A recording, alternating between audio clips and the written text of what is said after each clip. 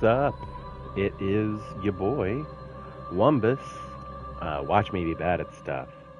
I am just double checking my levels and everything. Sorry, getting started a couple minutes late for whatever reason. My PlayStation decided to remove my ability to just start streaming automatically, so that was fun to deal with. But got it all sorted out. We are going to check out some cutscenes, get some B-roll kind of stuff, because we need some vibes.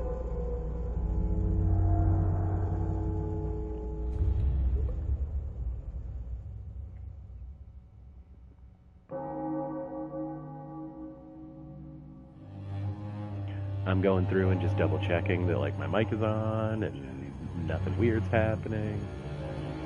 Alrighty. So yeah, let's talk about Bloodborne lore. In this city of Yharnam. Real spooky. Dude, the music alone in this game is so amazing. German.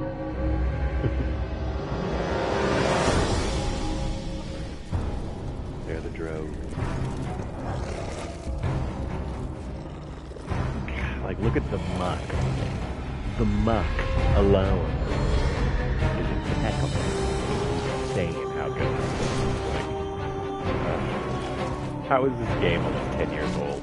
It's insane. Grabbing that dog sleeper.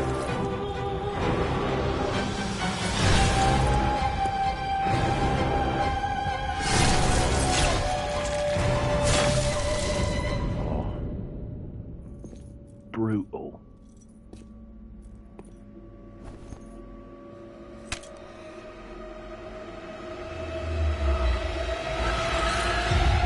Creepy Resident Evil eye. Spooky Yuki Bloodborne. Alright, well, welcome to Spooky Month, everybody. Again, I'm Wumbus. We are gonna take it slow through Bloodborne, read a bunch of item descriptions, and just kind of enjoy the atmosphere and the look of everything, because, God, I love this game. This was technically my first real, like, FromSoft game. And it, handed my ass to me a lot. God.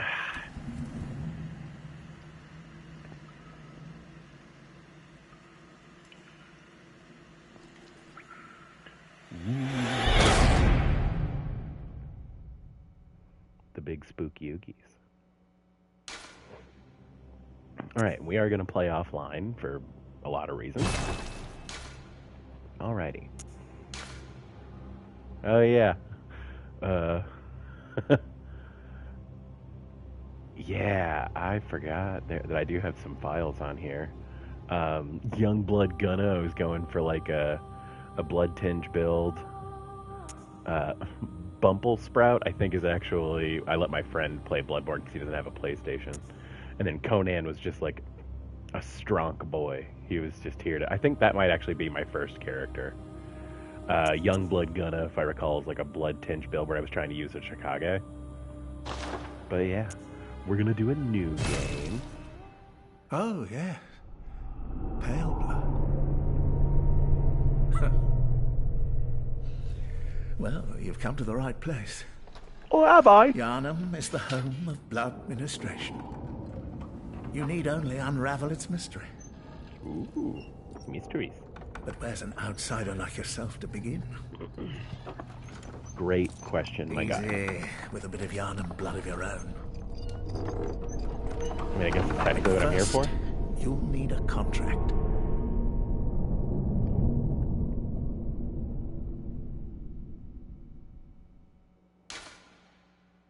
Ooh, time for a contract. Okay, and so if you don't know, Bloodborne, you are like...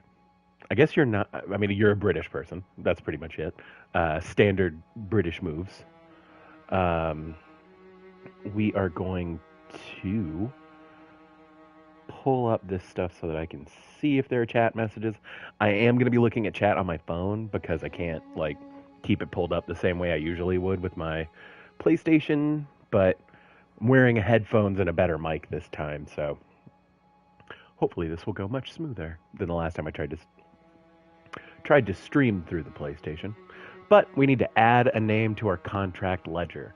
And if you've watched my Dark Souls playthrough, this is unmodded because I'm not even sure how to mod Bloodborne on PlayStation without doing like save file manipulation. So this is going to be kind of a vanilla playthrough of Bloodborne. And my point with this is to talk about the lore, learn a lot more about the lore than I already know, which is a decent amount, and to get B-roll for a video I'm making. So, also, I just absolutely adore Bloodborne. It has my favorite FromSoft fight of period in it, and like it's such a banger. All right, so what should our name be? As you can see, the names I pick are typically pretty stupid. Again, because it's mostly just here to make me laugh. But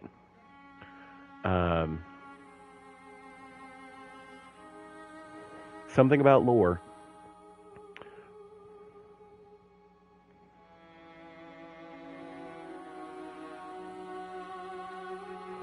Here we go. Here's my terrible idea. This is my submission to the Midnight Society. Dumble lore. Okay, and yes, I know it'll change some presets. Do we want to play as a lady? Gender has no bearing, but I always kind of prefer playing as a lady. Age only affects appearance. We'll keep her young. That's fine. And so the origins are kind of like starting classes, basically. Much like most FromSoft games, the starting classes don't super affect anything. It just starts like your super early skills. Like as soon as you start getting a reasonable amount of levels, like it's pretty negligible what you pick here. It would just make speccing into certain weapons or things like that. I do want to do like a skill build. So we are probably going to go for like the rifle, or not the rifle spear, the saw spear as quickly as we can. So if I remember where it is, because it has been a minute since I've done a run of Bloodborne. But each origin does have like a little flavor text about it. So milk toast, which is like a synonym for boring, functionally. Ordinary, happy upbringing, all attributes average. And like, so as you can see on the right, you have your attributes, your level. Blood Echoes is like the soul's currency of Bloodborne. And then Vitality and Endurance, which is like your health bar and your stamina bar. Strength and skill, our skill is kind of the sub-in for Dex, but skill also scales better with your visceral attacks, which is like this game's parry. So we're doing that. And then Blood Tinge and Arcane are kind of like the faith and intelligence between the two.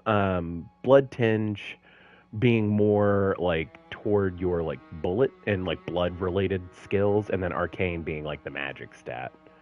So, like I said, we are going to aim for a skill build. So I do want to pick a starting class that has a higher skill rating than anything else, but like I said, kind of negligible.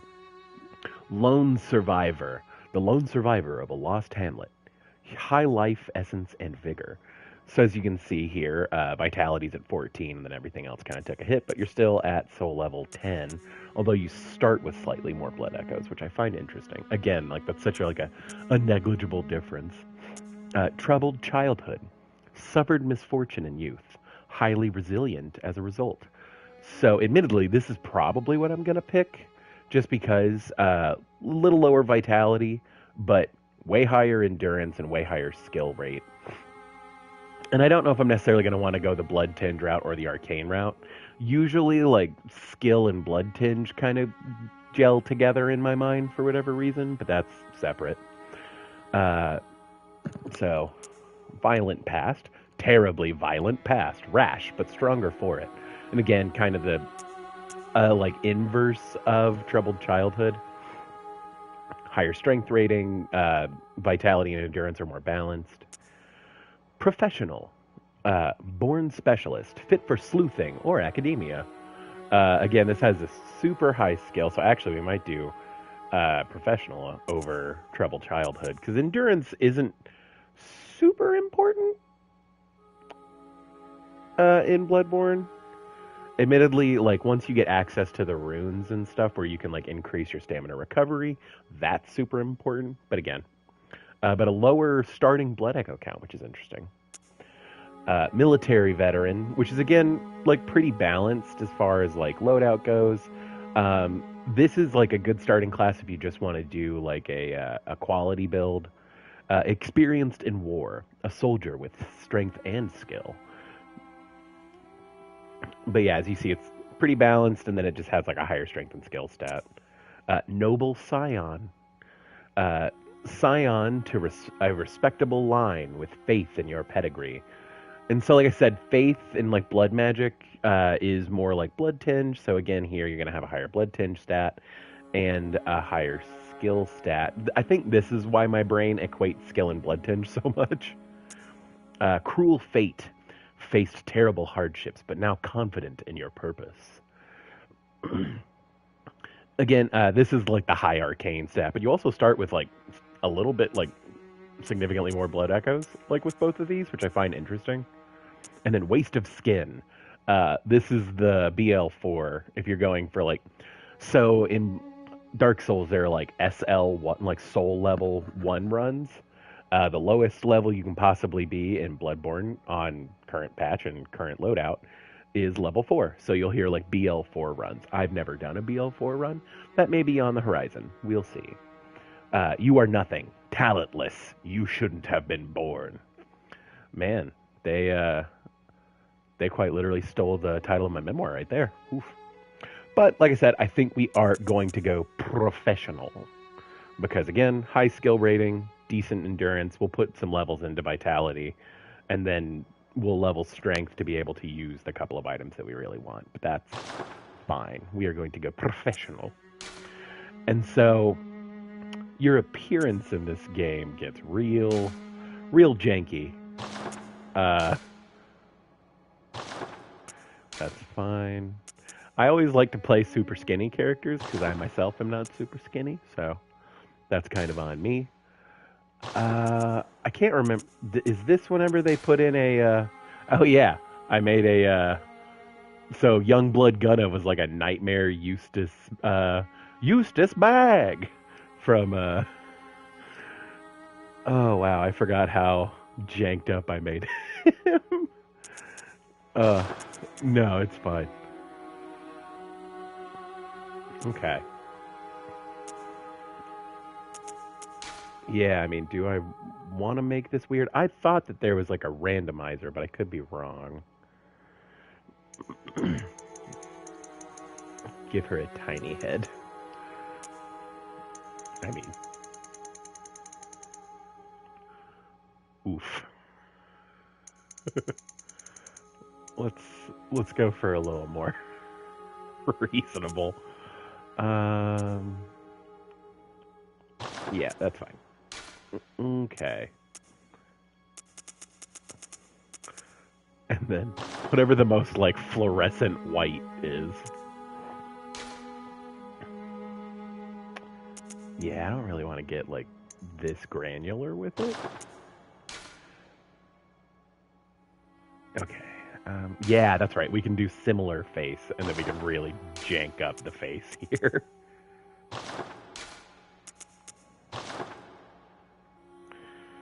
Already starting to look a little weird. So in the lore, oof, oof. She could slip her face.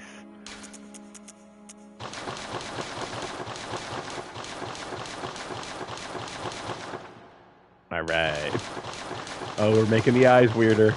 Do this a couple more permutations. There we go. There's our nightmare. That's spectacular, actually. Okay. I'm not even sure what this actually does. That makes her face wider? Interesting. Alright, yeah, I mean, let's not goof around. I do like the shine on her eyes. Okay. Now that we've made Dumbledore, let's finalize our contract. The Saw Hunter badge. Badge crafted long ago at the workshop. Attests to one's prowess as a hunter of beasts. The workshop is gone, and no group recognizes this meaningless badge. Good. All signed and sealed. Now, let's begin the transfusion. Oh, don't you worry. Whatever happens, you may think it all a mere bad dream. You know, that is like an interesting like lore theory of this. Is this all just a dream and you've nothing crazy happens and you're just attached? You're not actually attached to the hunter's dream and everything. I don't necessarily buy that theory. I kind of hate the 5th season of Dallas. That is a joke I have been taught, not that I actually understand. What's up?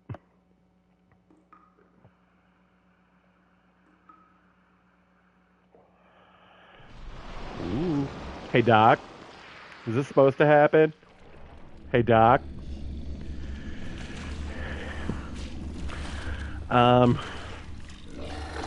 Hey, Doc. Can you do something about that? It's kind of killing the vibe. Really harshing the mellow I've got going. Whoa. I mean, that's one way to deal with it. That's, sir. Anyone got a mop? I mean, again, I can't really move. Okay, again, did he turn into that? Did the beast, like, melt down to this little, like, gremlin the rake kind of deal? In the, these are jokes. I do know those are, like, the messengers and everything, but still. Ooh, sucky. Oh. Ooh, spooky little hand. You found yourself a hunter. The calming voice of the doll. All right. And we're off. Bloodborne. All right, so this is like Iosefka's clinic. And Iosefka has a clinic where people will come to have, like, blood transfusions. Also, this game really satisfies my Zelda, I must break everything kind of. There's so much breakable stuff, and like the crisp sound, like the Foley artist for this game knew what they were doing. But yeah, so Bloodborne, right? Iosefka's clinic is a place where people will come to have blood transfusions from the healing church and everything, and then you find this spooky little note when you wake up. Also, no sign of the creepy fire or the blood guy or the dude in the wheelchair. None of that. And then you just find this little note. Handwritten scrawl. Seek pale blood to transcend the hunt. And you're like, what does that mean? And then you're like, well, I guess the only thing I really interact with in here is this door. So, like I said, people traditionally come to Iosefka's clinic for treatment with this magical blood that Yharnam is famous for. And yep, just so that they could let you know that you do have an attack, this gangly arm move. R3 to lock on to things. Okay, but like obviously like very gothic, very like Victorian era aesthetic. I don't know if that's necessarily correct about the Victorian era thing, but we are going to make a bunch of noise, break a bunch of stuff. But like you can see that like this is clearly like an apothecary kind of thing. Like there are all of these IV drips and just general creepiness. But it's very dark here, which like always leads me to believe that on nights of the hunt that people really pack up and they just kind of left you here, which is unfortunate. Like, why would they do that? So the real question is, can you kill this wolf thing, or is it better just to run past it? Admittedly, if you die here and go to the hunter's dream, you do get your item. So, like, you do get your weapon, which is kind of nice. But we are just going to bolt. Whoa, I forgot he could follow you in here. Come on, boy. Ugh. Alright. Getting used to the Bloodborne dodges.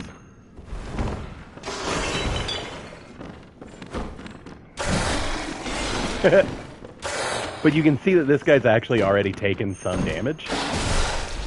Ooh. Oof. Alright, big boy. Chill out. Which I find interesting that, like, this beast, got passed through this locked door. And we died. The first of many, I'm sure. But admittedly, you're almost supposed to die there, because, like, the game is teaching you, like, oh, hey, this is going to be really brutal. Beast blood pellets we'll talk about shortly. Bloodstone shards are how you upgrade your weapons in the game. And this is your first introduction to the Hunter's Dream.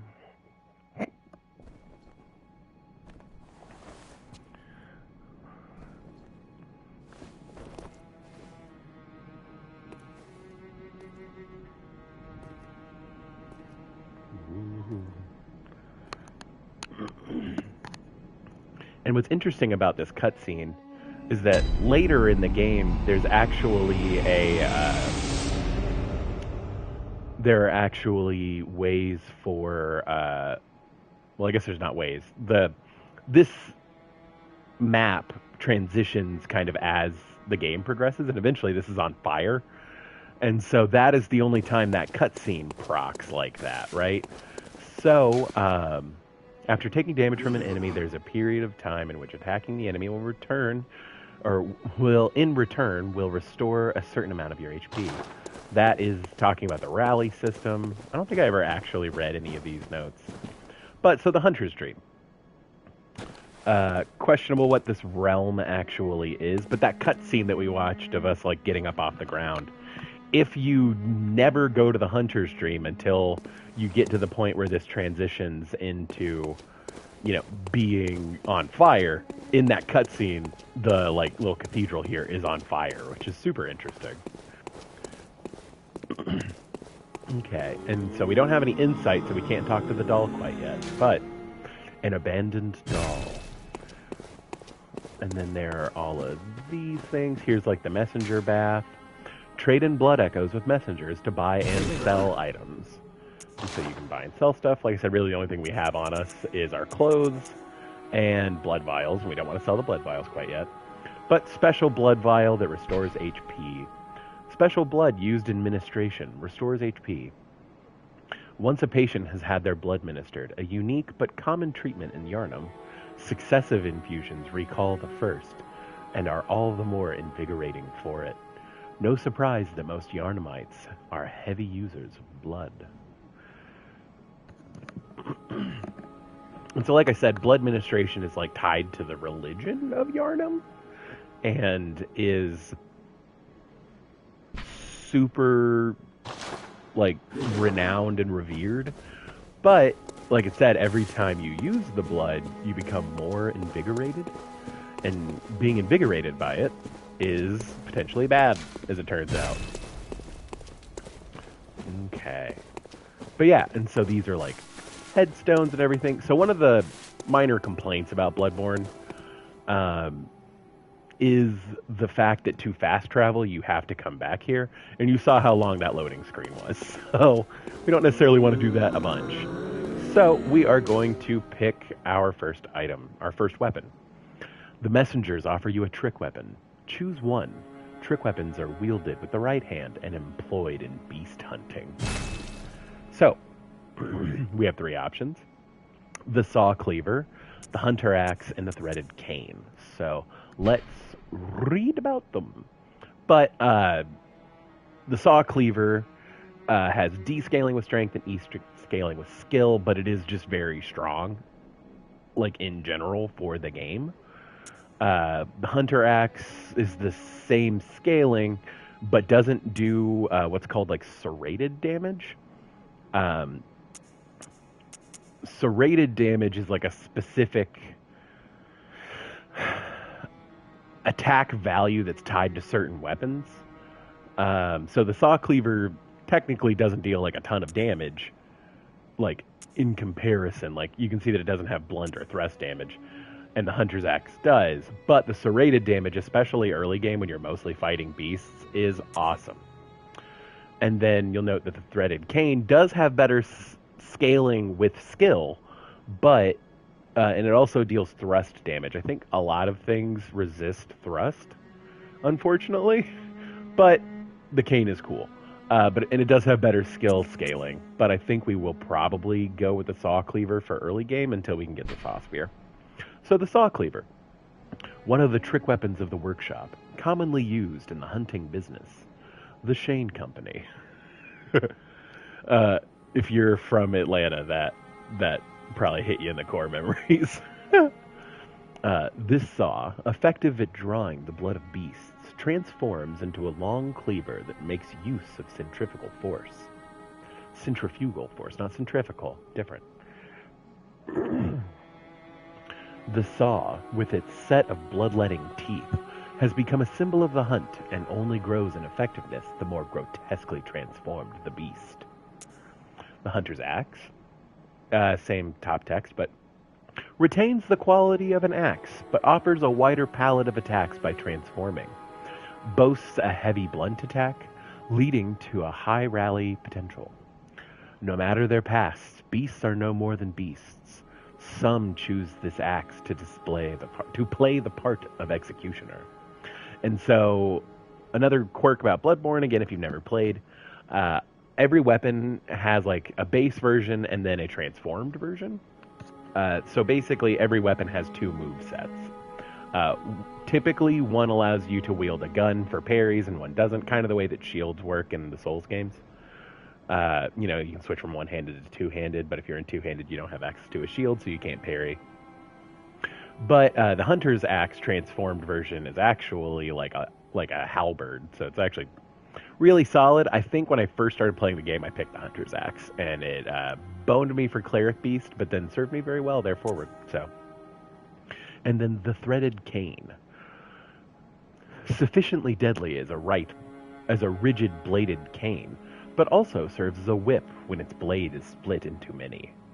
Concealing the weapon inside the cane and flogging the beasts with the whip is partly an act of ceremony, an attempt to demonstrate to oneself that the bloodlust of the hunt will never encroach upon the soul. And so, kind of the way that it mentions, the transformed state of the threaded cane is like a whip. And so, like, the blade portion of the cane itself, like, splits, kind of like Ivy from Soul Calibur, if anyone's ever played Soul Calibur. But like I said, we will go with the saw cleaver because the saw cleaver is rad and fast, notably very fast. And so we will look at guns really quickly. The messengers offer you a firearm. Choose one. Firearms are wielded with the left hand and employed in beast hunting. And so you have the choice between the hunter pistol or the blunderbuss. Now, admittedly, I have better luck with the hunter pistol. I feel like I can get parries off a lot cleaner with the hunter pistol, so that is what we will most likely go with, but I'm going to read the blunderbuss. And so as you can see, the guns, because the bullets they use are called blood bullets, they have quicksilver bullets that are made of blood, things like that. All the guns will scale with blood tinge, which, like I said, is kind of like the faith equivalent in Bloodborne. But Hunter Blunderbuss. A blunderbuss created at the workshop of the Hunter's line of work, for the Hunter's line of work. Hunter firearms are specially crafted to employ quicksilver bullets fused with the wielder's own blood, boosting damage against beasts. The impact of this highly effective weapon counters beasts' swift movements, and its wide spread is nigh on guaranteed to hit the mark. I don't know if it's just like a range thing, but I always feel more comfortable with the Hunter pistol. Hunter firearms are specifically crafted to employ quicksilver bullets, same top text. The pistol is a quicker draw than the blunderbuss, allowing for speedier responses to attacks. So we are going to go with the Hunter pistol. And then this is a notebook received from the messengers. Leave messages with these loyal servants to share them with hunters in other worlds. We are playing offline. And Hunter's Workshop is not open quite yet because we haven't technically used a lantern, which is like this game's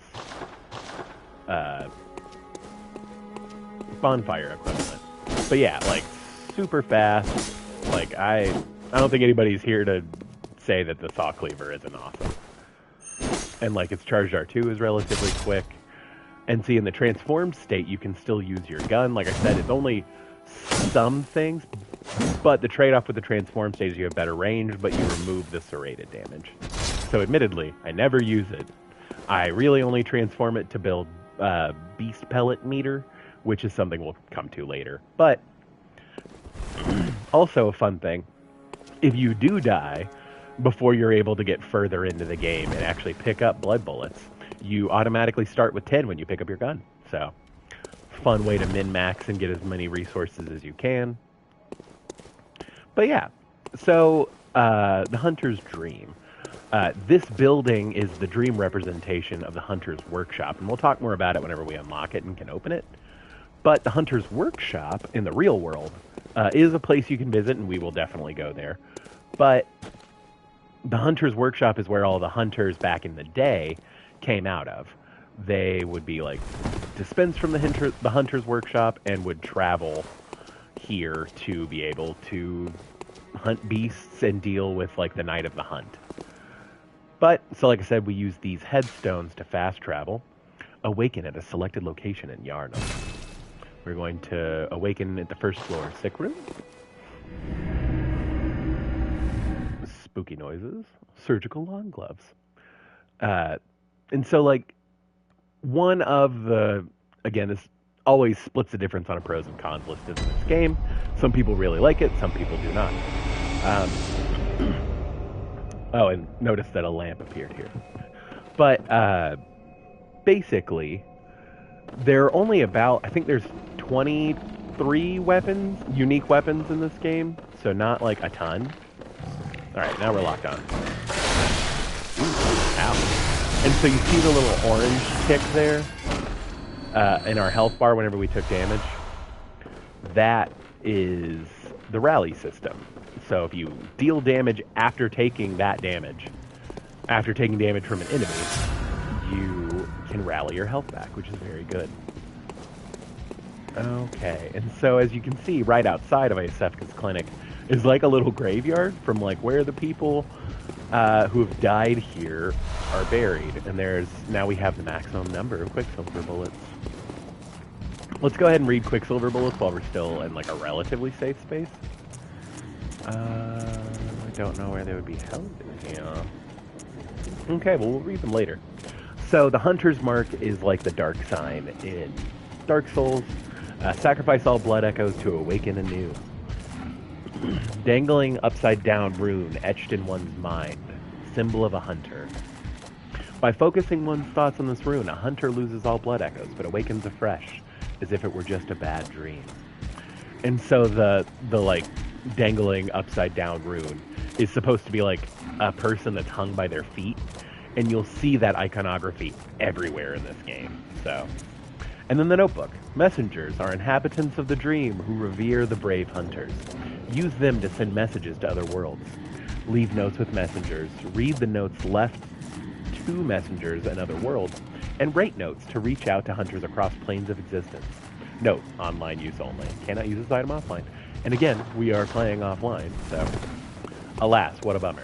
So, if you try to go this way, this gate is closed by a device. And you're like, oh, I want to get in there. So there are skips to pass that gate, but we will not be doing them. Because like I said, we kind of just want to take this normally. But I've seen people like struggle with that skip. I have never done it myself. I don't have the patience. But we can interact with this gate. So this is the direction we are going. Again, the like cool rock iron gates that need some WD-40. Spooky carriages. More like apothecary stuff. Empty bottles of blood. Coffins everywhere. A random top hat. I just dig that this top hat is here. And we will go ahead and zoop down here. Pick up even more blood vials. And then just kind of look at the architecture. Like I said, it's a lot of spires. It's a lot of like gated archways. Very open spaces. So we are in the first part of the game where the sun is just setting on the night of the hunt, which is why there's like this blood red sky in the background. And as you look up here, there's like clock towers and like just beautiful like Gothic architecture. And again, that's kind of the feel. But you can tell that these areas are a little overgrown. Like you can see where like these leaves and vines and everything have kind of broken their way through, like the cobblestone of everything. So like this area is clearly like somewhat unkempt.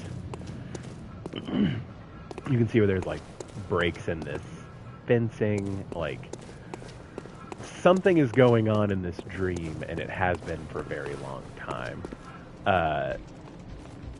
I'm going to try not to make too many jokes. I think that's what that omen says. Cool carriages that also look like worse for wear. Like, it's really interesting. Like, I've played this game so many times I haven't taken, like, this direct of an approach to, like, looking at everything. And, like, everything's, like, gold trimmed. That is a gate we will be able to loop back around to and open shortly. And this is our first lovely denizen of Yharnam. Cursed beast! They have some of my favorite voice acting in video games attached to them. Makes me very happy. And again, like, locked up caskets, which is very interesting. I imagine that the reason that the caskets are all locked up like that is because they're worried about, you know, vampires or, like, people turning into beasts that they believe they are dead. Things like that. Again, very spooky ooky. I'm going to try to see if I can get one of these dudes to talk. No, just scream. Okay.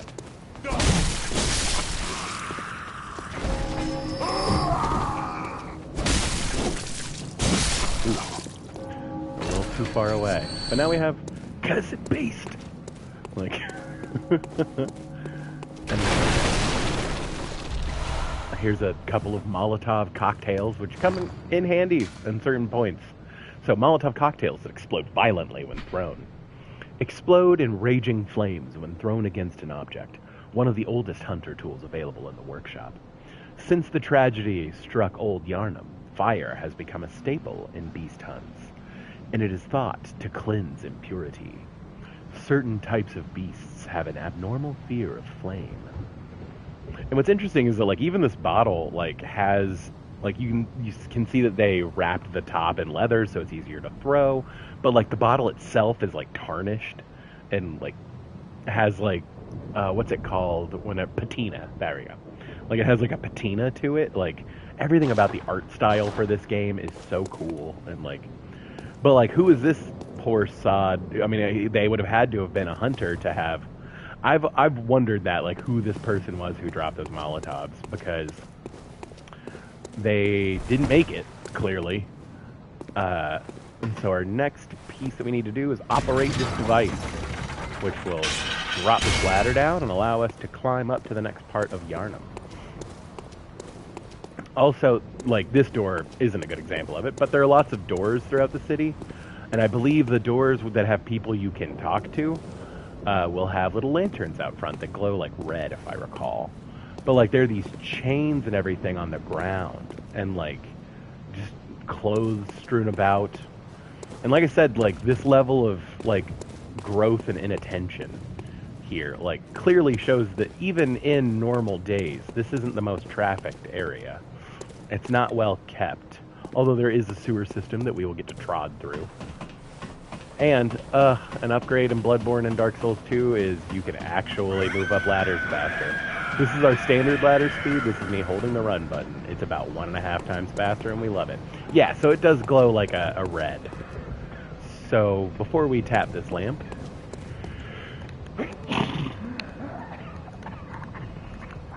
sorry about that.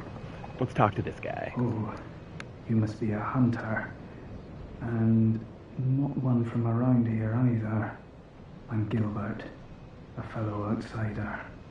What's up, Gilbert? You must have had a fine time of it. Yharnam has a special way of treating guests. Well, I don't think I could stand if I wanted to, but I'm willing to help if there's anything that can be done. Thanks, dude. I mean, you know, This take it town easy. is cursed. Whatever your reasons might be, you should plan a swift exit. We'll probably be here for Whatever about can be gained from this place, it will 20, do 30 more hours. harm than good. Pale blood, you say? Never heard of it. But if it's blood you're interested in, you should try the Healing Church. The church controls all knowledge on blood ministration and all varieties of blood. Across the valley to the east of Yarnum lies the town of the Healing Church, known as the Cathedral Ward. And deep within Cathedral Ward is the old Grand Cathedral, the birthplace of the Healing Church's special blood, or so they say. Yarnumites don't share much with outsiders. Normally they wouldn't let you near the place, but the hunt is on tonight. This might be your chance. Poor Gilbert. Like, man, he's in there smoking the good, but, like, clearly not feeling great. Like, man, I get it. Let's try one more Across the time. valley to the east of you, deep within Okay, yeah, so that's this is your just best bet. the same, relatively. But, so, like, that's really your only direction currently, is head east. And you're like, I'm not entirely sure where north is. But, again, FromSoft and their beautiful level design, the lamp now transport you back to the hunter's dream. Upon death, you will awaken at this lamp. Again, like bonfires. It's not super relevant for us to go back without insight, so we are going to press on. But again, there are like sewer grates and everything.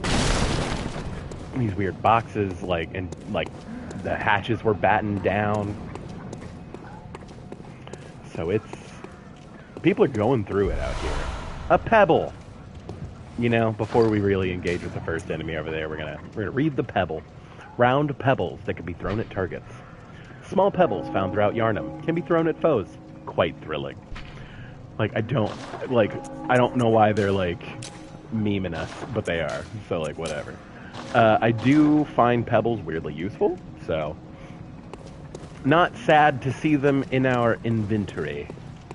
Okay. Let's deal with this feller.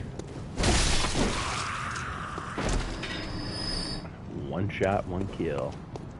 And so you can technically drop down this way, but we'll head elsewhere. But as you can see, there's a little red lantern there, which means there are people in that door, so we will go talk to them. But we're going to come around this way naturally in a moment.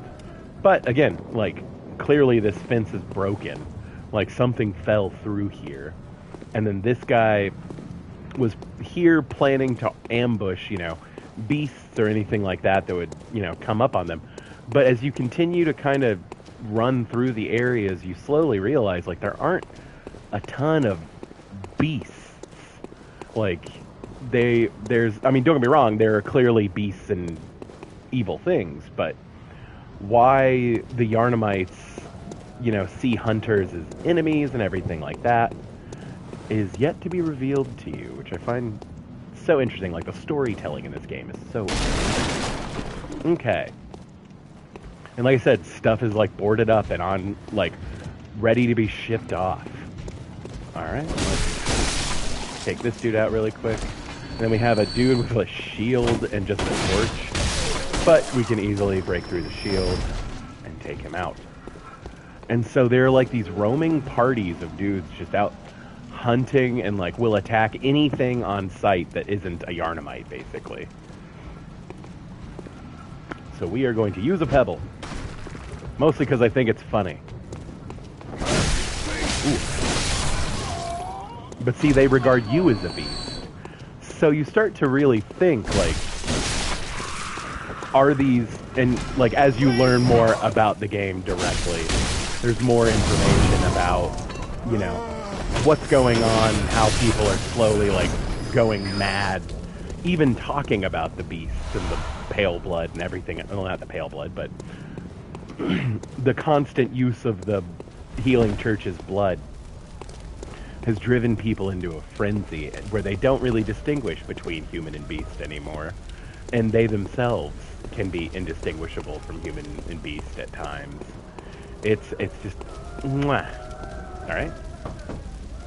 Are you that outsider? Where it gets around. But I don't want anything to do with you. Trot along, will ya?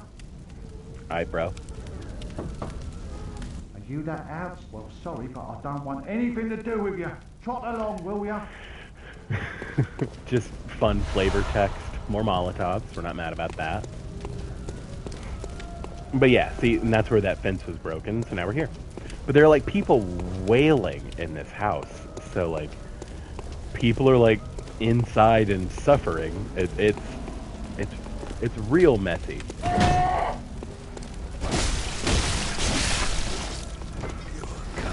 Alright, bruv.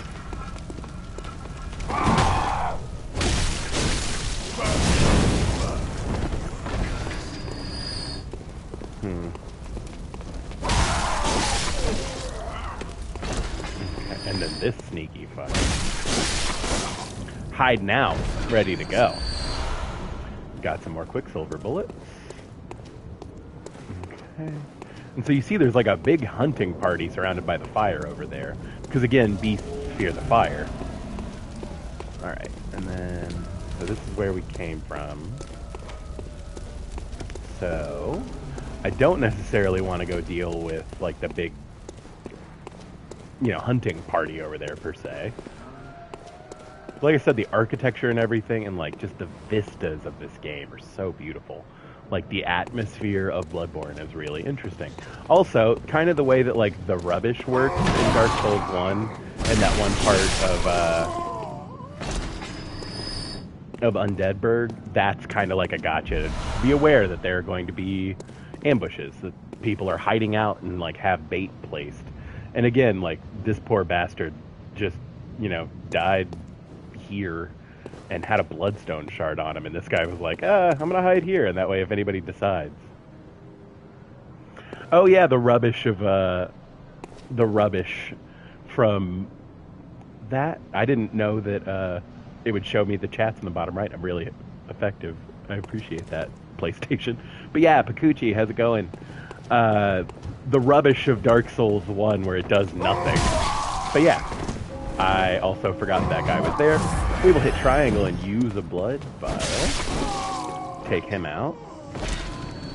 But yeah, so there's like that weird rubbish just placed randomly in the middle there to kind of teach you about ambushes and like keep an eye out for things in Dark Souls 1. And this is that version of it, except instead of rubbish, it actually gives you a good item. Which I find hilarious. Okay, and so, you know, again, as you're walking along, you'll notice that there are more doors and everything, but they don't have the lanterns out. So that means that people are boarded up, or, like, locked in, and are like, I don't want to have to deal with the hunt, I don't want to have to deal with the hunters, I don't want to have to deal with the roving hunting parties.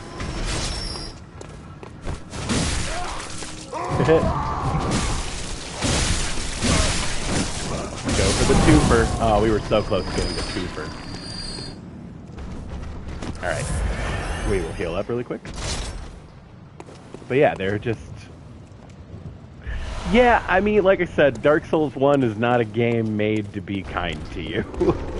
And I mean, don't get me wrong, Bloodborne is the same way. It's not supposed to be kind necessarily, but you can tell that they learned a lot. That, like, hey, if we're gonna teach people through ambushes what's going on, maybe we should, you know, give people something. So, like, you can tell that this is a little more driven. I'm not necessarily Yarnum's tour guide, but I am, you know, yes, actually, that's kind of a brilliant way of putting it. The tour guide of Yarnum. I'm here to really show the sights and the excitement on a unique night like this. Did we actually talk to this person? I don't think we did. But yeah, let's talk to a friendly neighbor here. As you've come on, you'd open the door on a night of the hunt. Away with you, now.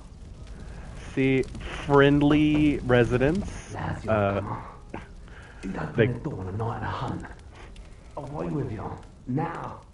Charmingly Cockney, Scottish. They never really narrow down an archetype, like an archetype for the people here. But like I said, so this was the gate we were talking about a little bit earlier. We'll open this up, not that it's terribly useful. But as you're sitting here opening this gate, you hear like a lumbering, and you're like, oh, that's weird. And then you notice there's like this stuff and a guy moving, and you're like, oh, he looks really strong. And he is, and he will kill you very quickly. and that's Bloodborne for you. Like that's pretty much how the game is. I attempted to parry far too late, but just a hiccup in the tour. We will get back to our designated route shortly. Um, Also, I've been playing a lot of Dark Souls 1, and the timings are really different for Bloodborne, so I have to shake off some rust, but that's fine. Okay. Sir, I have no quarrel with you. See, again, just, he's going to take a nap in the street, and that's just kind of the charm of Yharnam, right? We're not here to necessarily say that people shouldn't take naps in the street, and I think that's fine. Although, bummer that we were killed by a specific enemy and he didn't get the fun... There we go. We didn't get the fun...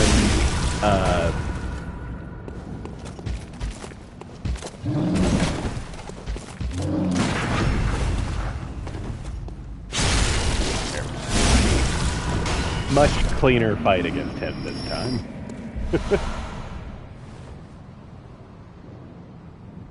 Oh yeah, like, switching between FromSoft games is such a challenge. I mean, like, even taking a break from Dark Souls for a couple days can be huge. Yeah, it always feels good when you come back to an enemy that just wrecked you, and you're like, try me now.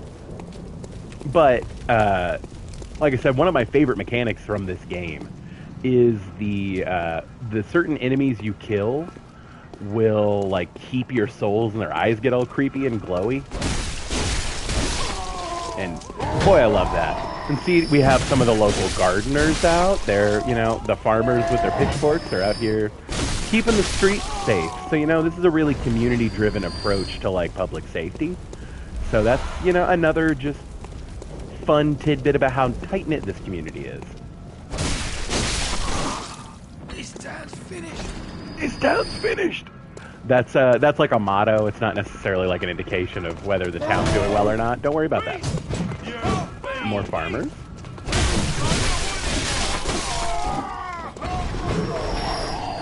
Yeah, Yharnam Realty is it's rough this time of year, but everybody needs a home. Everyone needs a space to feel safe. All right. We're not mad about picking up a bunch of blood vials, admittedly. I think you just need to see some more of the beautiful features of this town, and it'll really, really capture your heart and pull you in.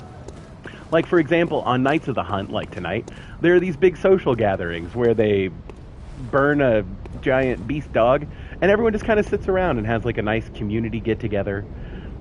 Everybody is just, we're all part of the family here. Traffic's a little congested, but it is a festival night. It's not like this every night. Only every playthrough. There we go.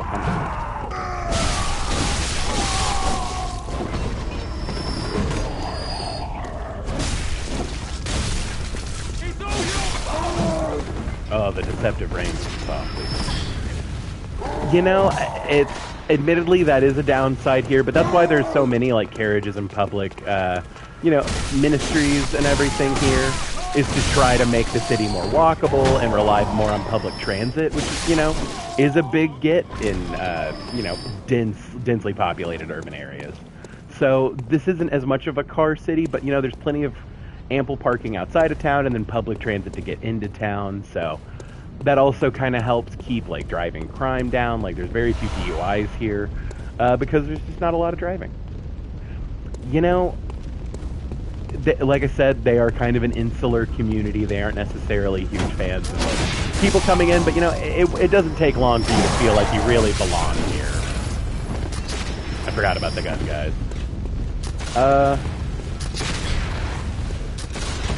Like I said, community-driven events are very important to this.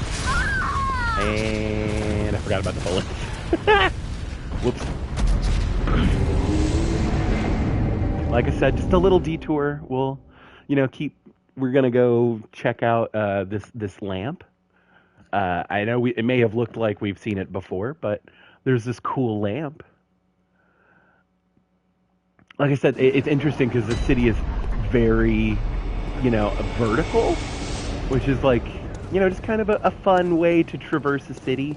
There's a lot of ups and downs. There's a lot of stairs, admittedly, but like, we all kind of need that physical engagement. We all got to keep our cardio up.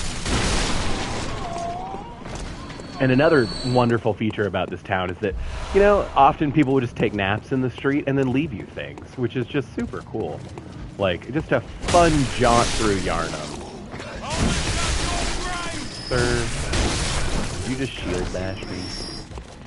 Anyway, back to our humble tour.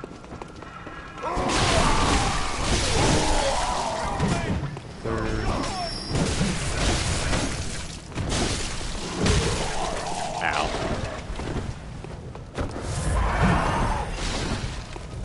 All right.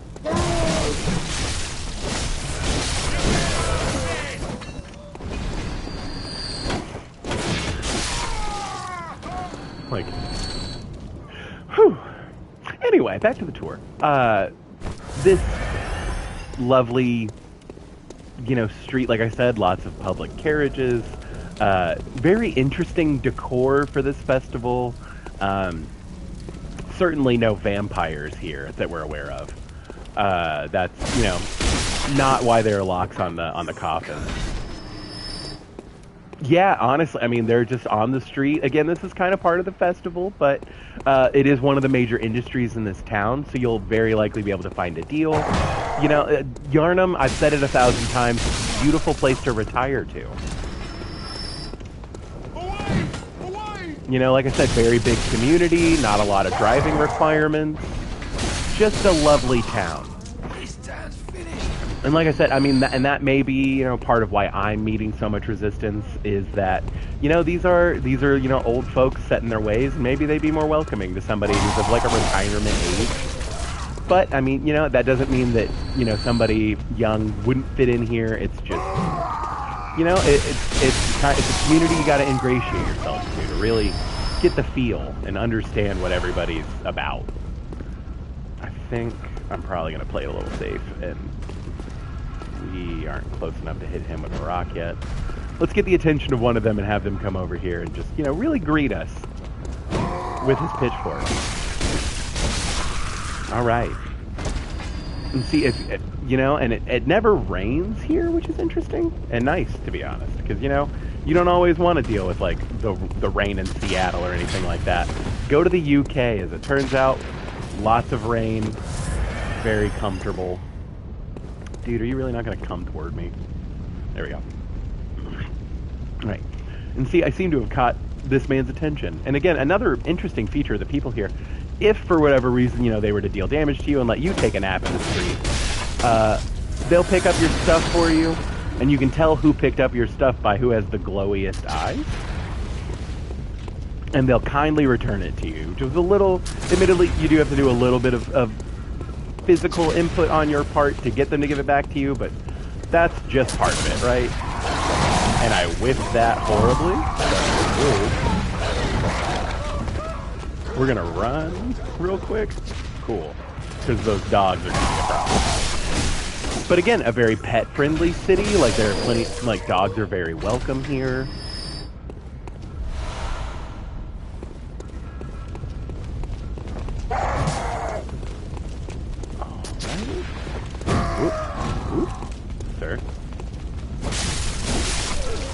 Another important tip, if you plan on living here, remember to actually lock on to the enemies you're trying to, go up against, because you'll whiff a lot otherwise. Away! Away! Away!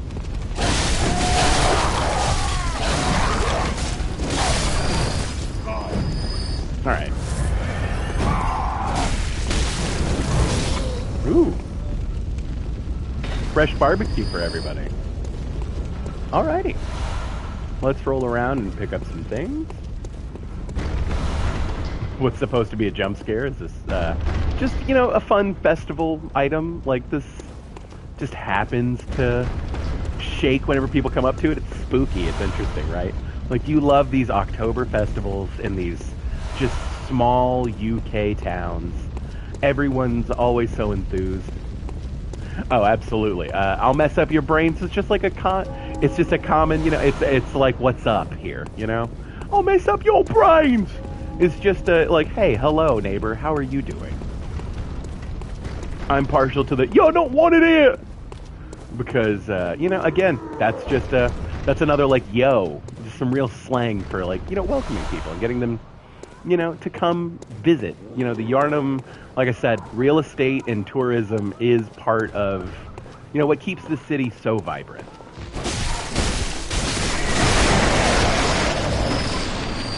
Also, if you love giant birds, this is a cool town.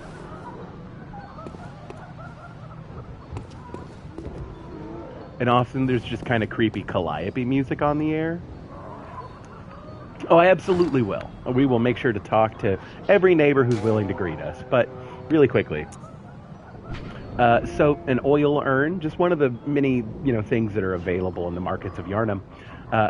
When this urn hits its mark, the target is drenched in oil and made extremely flammable. Fire is commonplace on the hunt, and oil urns accentuate its effect. Sometimes, when hunters burn beasts, they appear intoxicated by the euphoria of purification. Totally reasonable thing to say to anybody you would meet in your life. Cold blood dew. Droplet of cold blood containing blood echoes, used to gain blood echoes. Hunters sustained by the dream gain strength from blood echoes. They imbibe the blood with thoughts of reverence, indeed, gratitude for their victims. Now, one of the interesting things about the lore of this area is the blood echoes actually, like, you can feel the experience of people, like, through their blood, which is super interesting. And so that's why, like, that's the headcanon of why the blood echoes are your, like, level up thing. But let's talk to this friendly neighbor. Reckon you're from round here? Yes, ma'am. Well, stuck outside on a night of the hunt. It's rough. Oh, you poor, poor thing. We appreciate the sympathy. You have a lovely laugh, man. Reckon you're from round here? Well, Okay. We never get tired of hearing our lovely citizens. We are going to have to clear away some of the decorations today. I don't think I want to drop down there quite yet. I think I want to go talk to this large fellow over here. But, like, look at the beautiful architecture. This, like, public square with the fountains. Like, the reverence in the designs of these buildings. Just excellent. And see, like, there are green spaces with these trees and everything. And like I said, here's one of the humble workers of the festival. He's the one who makes that door shake jump scare possible. Ooh, with that one. Ow. Whoops. Alright. And see, he's got a humble brick from said architecture we were talking about. Again, they're really big on reusing found materials here. It's just really beautiful. Thanks for the blood vials, bud. There are more Molotovs that we haven't used yet, and a torch. And see, like, this is one of the beauties of the Yarnum Festival. Like, they, you know, there's just useful things that people are happy to give you. If I recall right, this way is a bunch of horse shit. So we're gonna come check here really quickly, but I don't think we're gonna stay over here. Pick up this item. See, this fine gentleman decided to take a nap here and left us more of that cold blood dew that we were talking about. Just a kind soul, a nice community. Oh, and this is one of the spaces where, like I said, people are allowed to, like, bring their dog and, you know, just have a good time. And the chains and everything that people have, you know, just on the ground, that's ambiance. That's part of the festival.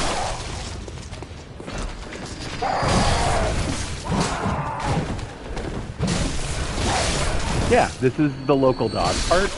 Again, this is an area that really cares about their animals and their pets.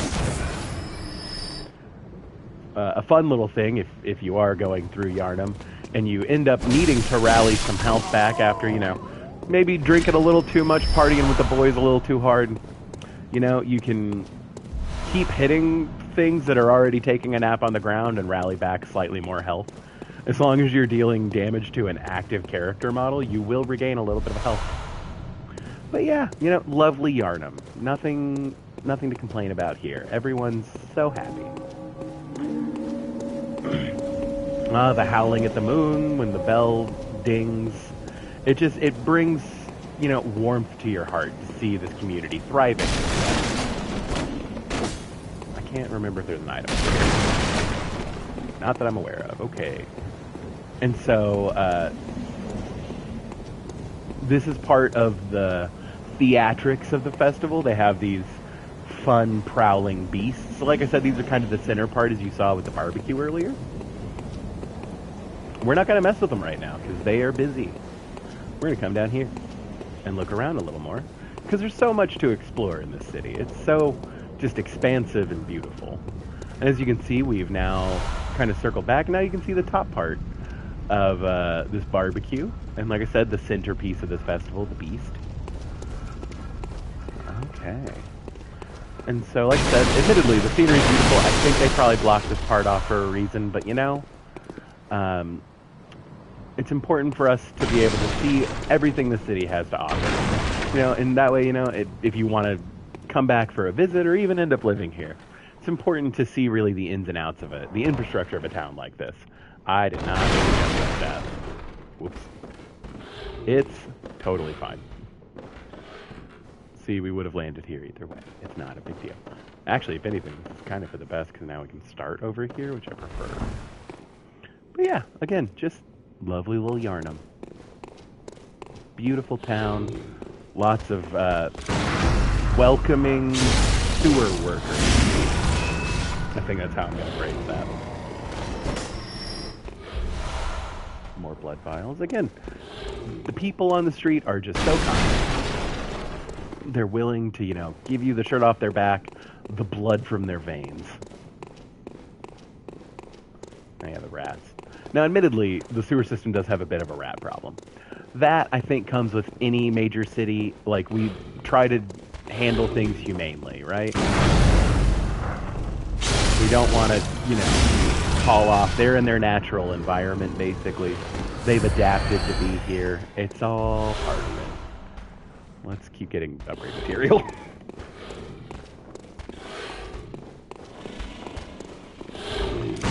Yeah, you know, the art is a big piece of being here. And I think it's important that we all, you know, remember that art is subjective. And that, you know, if you like a spooky, ooky aesthetic, like, maybe this is your calling. Like, making this kind of art. Again, another huge industry in Yarnum. Once again, very large rats. Rats of unusual size? I don't believe they exist. Okay. I think that's all we can do topside over here. I guess we can fall over here. I am notoriously bad at actually landing on these, like, pillars, so... again, parkour is a very big part of this community. So there are a lot of these kind of little adventures that you can just kind of jump across here. Very interesting.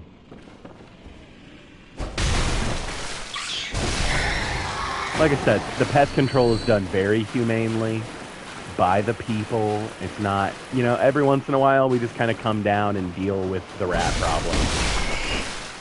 It's just a part of living in a major city, you know? Rat bastard. Okay. Anyway, I'm just doing my duty as a citizen. It's something that, you know, like I said, everyone has to do at some point or another. And look, the rats are armed to the teeth, and so, you know, sometimes you got to come down here and be planned. But throwing knives, finely serrated throwing knives. Again, another huge industry in Yarnum. Throwing knife with a finely serrated blade, one of the old hunter Henrik's favorite weapons. Does not cause a great deal of damage to beast, but with deft use can distract attackers and keep them at bay. Oh, and no worry. I was going to say we're gonna keep the realtor voice, because that's just how I decided to talk for this stream. So yeah, feel free to come back by. We'll probably be here for another couple hours. Woo! And again, I will say that the Yarnum rat species is a little more aggressive than some rats you may see elsewhere. But again, like I said, it's a community effort to come here and deal with the rat problem. And to be fair, you're not necessarily obligated to participate in that unless you just like to. It is good sport and good fun. Ooh.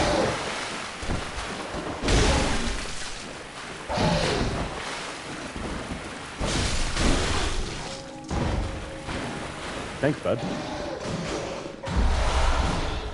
Good fashion. Good fashion. Okay. And I think we're gonna save reading all of like the clothing descriptions for when we get back to the Hunter's Dream. But this is like the iconic Bloodborne like wear. I just love this like flowy coat. It makes me very happy. Okay. But yeah, like I said, really valid waterways through here that just, you know, they make all the difference in a community like this. Whenever people really need to be able to traverse areas like this, very important. Okay, we're going to remove those pebbles, pull up the oil urns, because we are going to go deal with a boss. Hey, Natalia X, how's it going? We're just doing a fun little tour through Yarnum here, talking about all of the interesting architecture and, like, just everything that's going on. I'm good. I enjoy making it myself, and I kind of want to make it myself as a way to practice making art like this and for channels and stuff to help other people, so I'm good. But yeah, so let's get back up to where we were, and we will go back where we came from. But yeah, like, it's interesting, like, the statues and everything in Yarnum are so intricate and, like, kind of horrifying in their own way. And like I said, like, the autumn vibes are huge here. And, like, even looking at the enemies, like, you can see where, like I said, that line between beast and human has really started to meld. Because, like, now the hair's starting to poke out, and the blood administration's clearly affecting the rats, and just the level design, and just, like, the melding of, like, this society that's on the brink of completely giving itself over to chaos is just... well, it's just so well done. And, like, described and, like, presented to the player. Like, I find that so interesting. Okay. Okay, so let's go back up, because we'll come back down through the sewers the normal way later. Okay. Yeah, this is the little platform we were on. Okay, and so like I said, a lot of like vertical movement in this area. Like I said, it's interesting architecture to say the least. Okay, there's an item. More bloodstone shards. We need that. We need those to upgrade our weapons. Let's see what else we picked up. We picked up Thick Cold Blood 5, used to gain a large amount of blood echoes. A thick droplet of cold blood containing blood echoes. A strong will produces thick blood, doubtless the product of obsession, a potent source of human strength. Spooky ooky. And then bloodstone shards. Sorry, I hear walking, so I'm kind of... I don't trust anything in this game. So, a solid shard that forms in cold blood. After death, a substance in the blood hardens, and that which does not crystallize is called a bloodstone. At the workshop, these bloodstones are embedded in weapons to fortify them. Again, real creepy. But again, like I said, clearly, like, I mean, if there are, like, skulls and boxes and, like, stuff's disheveled and just kind of spun everywhere, like, people were planning to leave but couldn't, and now it's been like this for a while. So like the storytelling of this is really interesting, and like looking at it more objectively now as I'm kind of walking through it has really shown me like how much of this game is presented to you and like the assumptions that you make about what you're seeing. Okay, let's go deal with some dogs. Now these are similar to the dogs we fought earlier, obviously, but they're at full health. And you have to fight 2 of them.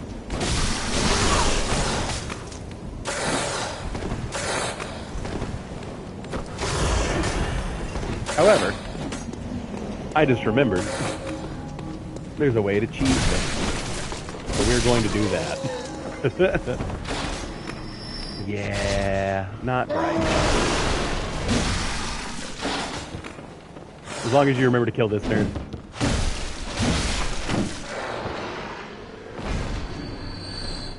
I don't feel like fighting 2 of you, so we're not going to.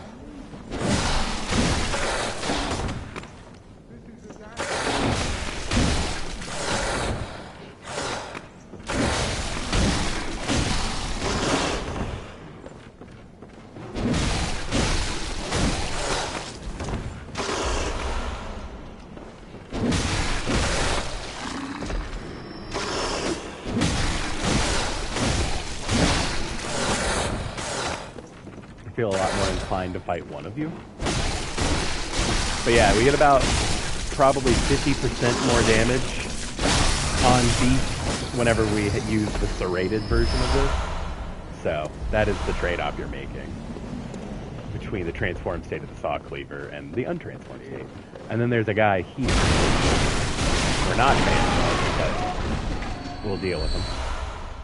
There we go. More cold blood, or cold dew, whatever it is. This lovely gentleman, who is just, you know, relaxing, not doing anything.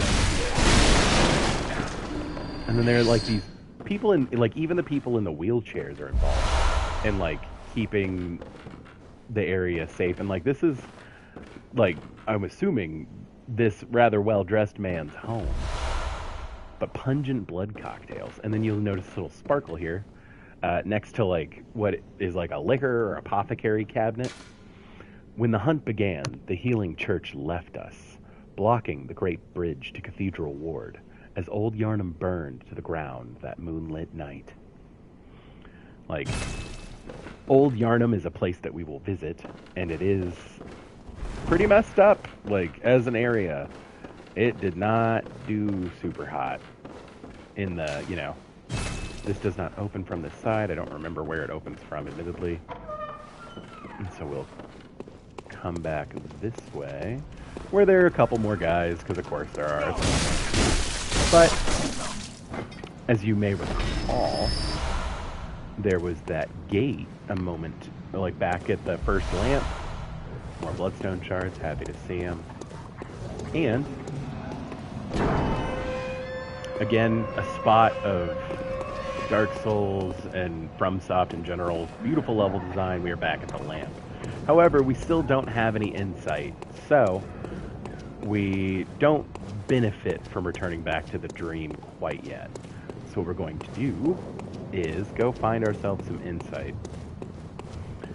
Now, the Brick Fellows, as we remember, weren't too terribly hard to kill as long as you can get a parry off on them, which we are going to try to do. Sir.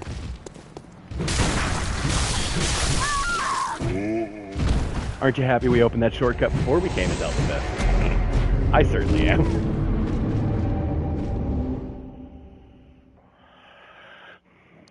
I wouldn't mind doing a Ludwig's Holy Blade character, but I don't remember what the scaling is on it, or when you even get it, so I've never actually used that weapon, but I know that in the community it is kind of like a go-to. So that may be something we go for, just because I've never used it before. Like, I've heard it's the noob weapon of this game. And look, again, one of my favorite mechanics of this game, our souls are attached to this gentleman. The one who killed us with the brick earlier.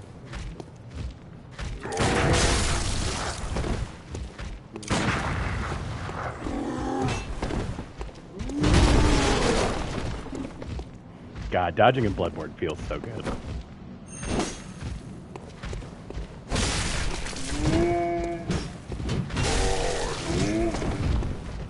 We're gonna use a blood vial, just because they will drop some.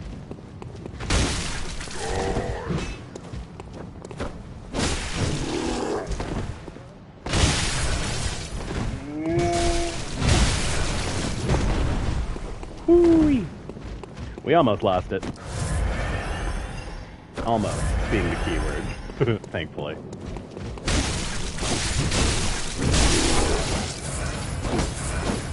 Once again, you keep attacking things that are still in an active death animation because you can keep rallying health back. But again, like, just the architecture and everything of this area. And see, that time we parried him no problem. I don't know what was going on with that first guy, but got him. And again, not that this is like a great place to farm blood vials, but you can here if you need to, which is like nice. Okay, I can't remember if there are items here, and this is just a shortcut back down to where a thing that we'll link back to, because again, the level design of Bloodborne is super interesting and like does loop back on itself, especially in this first area. Yeah, and so if we run this way, we can open up this door from this side. That's right.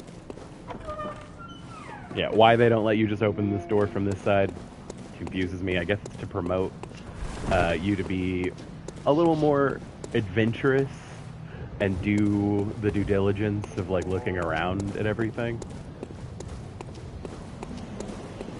And then in this like broken piece of stairs, there's more cold blood dew. Yeah, just like all of the, like, it's just like such a sprawling landscape. It's so interesting. And admittedly, I'm not the hugest fan of killing dogs in cages, but here it's really necessary because A, the dogs in these games kind of suck, and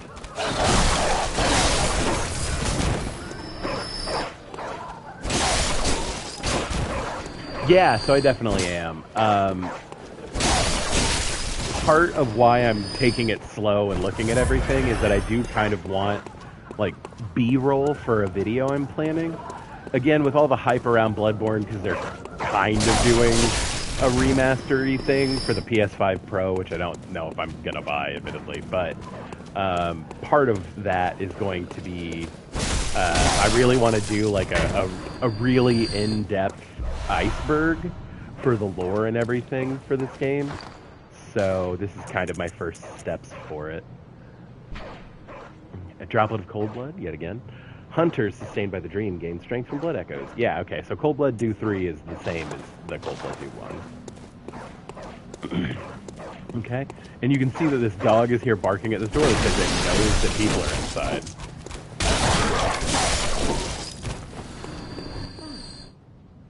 You're a hunter, aren't you? Then, well, do you know of any safe places?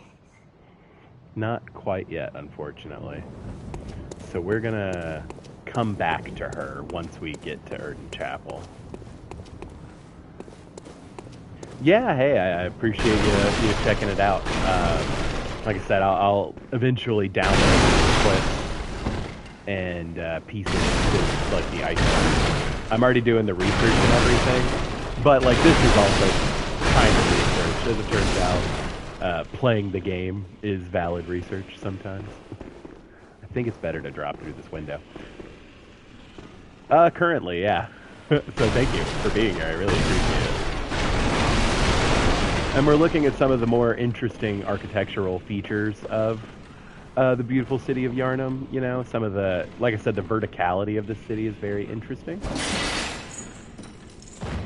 I think that is going to be our primary weapon moving forward. So do want to make sure that we go down and pick that up. But There is a particular Yarnamite that I want to talk to that's here. But let's go ahead and knock these down so that we can make sure that we get them later. Alrighty. And see, like, the handicraft of the barrels and everything. Like, clearly a lot of effort goes into maintaining this city and its beautiful aesthetic. But here's one of our favorite, you know, just patrons of the city. I'll let her introduce herself. A hunter, are you? And an outsider? Oh, yeah? What a mess you've been caught up in. And tonight of all nights. Oh, yeah. Here, to welcome the new hunter. And one of the more interesting accents of Yarnum, you know, they really pronounce the U's like they're two O's, so... Prepare yourself for the worst. There are no humans left. They're all flesh-hungry beasts now. I might have noticed that a little bit. Junta. A junta must hunt. Still lingering about. What's wrong? A hunter unnerved by a few beasts. No matter. Without fear in our hearts, we're little different from the beasts themselves. Wildly true. What are you still doing here? I love that she gets mad at you. Enough trembling in your boots. A hunter must hunt. Like, I feel like that's as close as this game is ever gonna get to calling you a little bitch, but like, a little bit. It's like, hey, quit being a bitch and just go do stuff. It's fine. We do... For safety, I am gonna read bold hunter's marks, but awaken anew without losing blood echoes. Dangling upside down, rune etched in the mind of a hunter. The image upon this parchment allows one to envision the rune with clarity.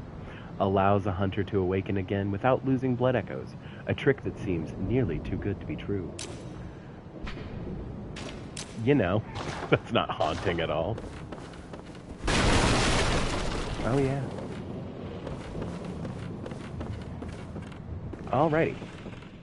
And so, again, I actually, like, deeply love Eileen.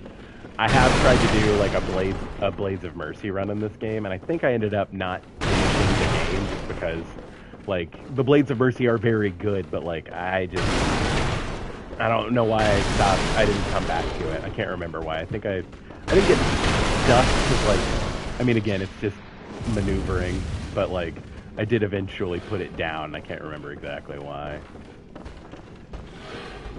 Yeah, you can't get back up there, so we want to make sure that we fall somewhat safely. Ooh. A friend.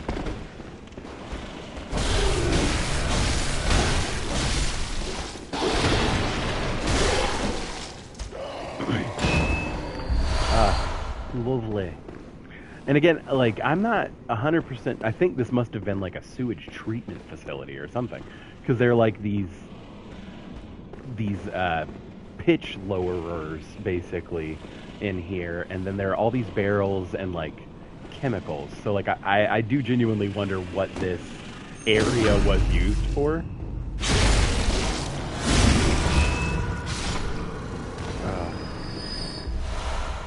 Get a good old backstab on him.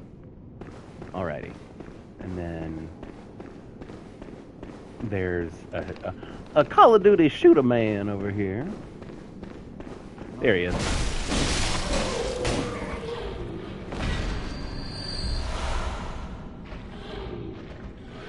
Yeah, I don't think killing her lets you have them. You have to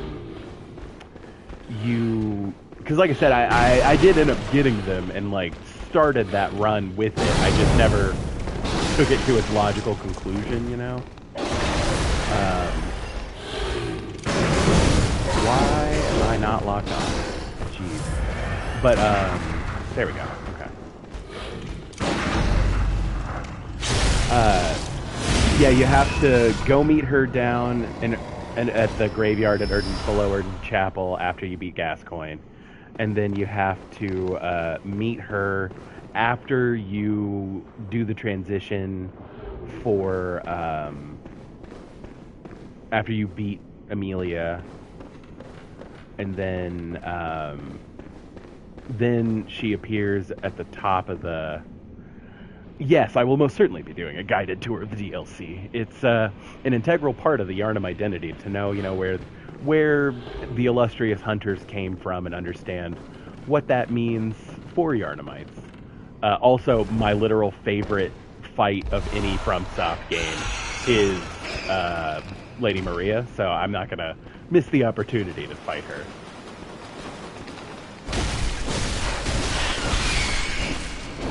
Rats. It's always rats. Okay, and so Saw Cleaver does technically do a little bit less damage right now, but does have better scaling for what we're planning on doing, so we will probably go with the Saw Spear once we have the ability to level up, which should be shortly. Alright. But yes, we chose the right side to drop down on. We got our Saw Spear. Like I said, I think the Saw Spear will be our weapon. I would like to do, like, Ludwig's Holy Blade, just because I haven't done it before. Did I really take damage from that thing's attack? Seriously? Oh, Bloodborne, never change. But yeah, there are like these broken boats, so I wonder if they like turned the canal, because like the canals basically are drained. So I guess calling this a sewer may have been technically incorrect, but like I said, there was clearly like a bustling canal system, and we just have to wait for the hunt to be over and the festival to be over, and the water will refill this whole area, and we'll be back to, having that public transit system I was talking about. Call of Duty, shoot a man. Ow. Nice miss, nerd. I'm gonna run back and get that item, just because now that we've cleared out most of the rats and the annoying stuff. I guess there's a few more in these cubbies, but that's fine. Nice whiff, bro. Alrighty. Like I said, we're just doing our public duty to clear out, the pest problem in the sewers. It's just part of living here, you don't necessarily have to get involved with this, but, it is part of your civic duty to sometimes come in here and clear out some of the pest problems that the town's dealing with.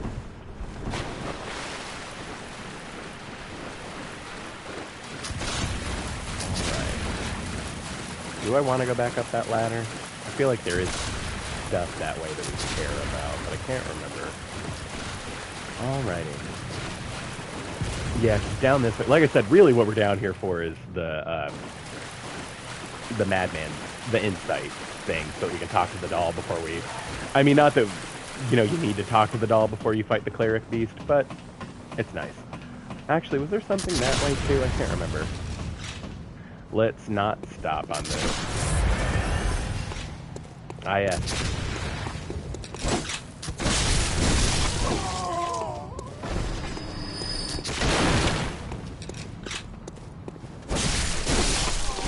Very nice of them to leave, so many destructible things along the path here, admittedly. Alrighty.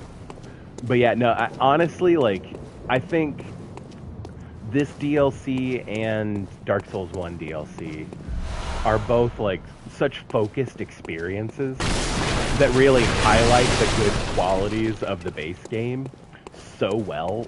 I genuinely think that they're my favorite DLCs in FromSoft catalog.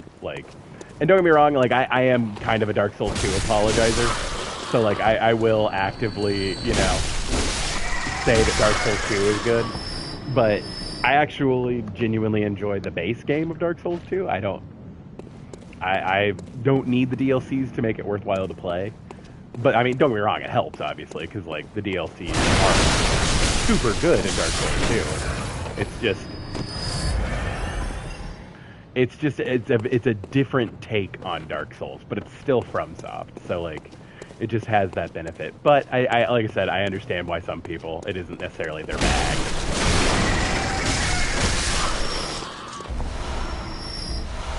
like, if you're here for, like, the super tight combat and the, like, very, you know, niche piece. So I think that the Cleric Beast is one of Ludwig's original faithfuls, or not Lawrence. Sorry, not Ludwig. Lawrence. I remember that there's an item that would lead you to believe that it's like a very specifically named character, and I think that's what I typically agree with. Again, it's clearly somebody who was like consumed by the hunt, but I mean that's true of or consumed by the blood, but that's, you know, consistent across, you know, other theories. Why am I coming up here? I don't need to come back up here. But like the Cleric Beast is clearly one of Lawrence's faithfuls, someone that he was close to, because Lawrence is functionally a Cleric Beast, which again I find super interesting. I don't like these dudes, but I think that is the item that we've actually come down here for, so I do kind of need to deal with that. But if I recall right, coming up here unlocks that gate. This is where you get the music box from Gascoigne's daughter, if I remember correctly. Like I said, one of the big things that I don't like in Dark Souls 2 is that trying to climb a ladder quickly drains your stamina. Like, brutal. Ow. Like I said, if you're a big fan of giant birds, Yarnum is a must-see. There we go. Madman's knowledge. Okay, so now we can go back to the Hunter's Dream and deal with that on its own, which, I mean, was really what I was trying to do. I think I may be willing to... Whoa. I haven't seen that little slappy attack. That's new. Man, it has been super hit or miss on the parry timing for these dudes, for me.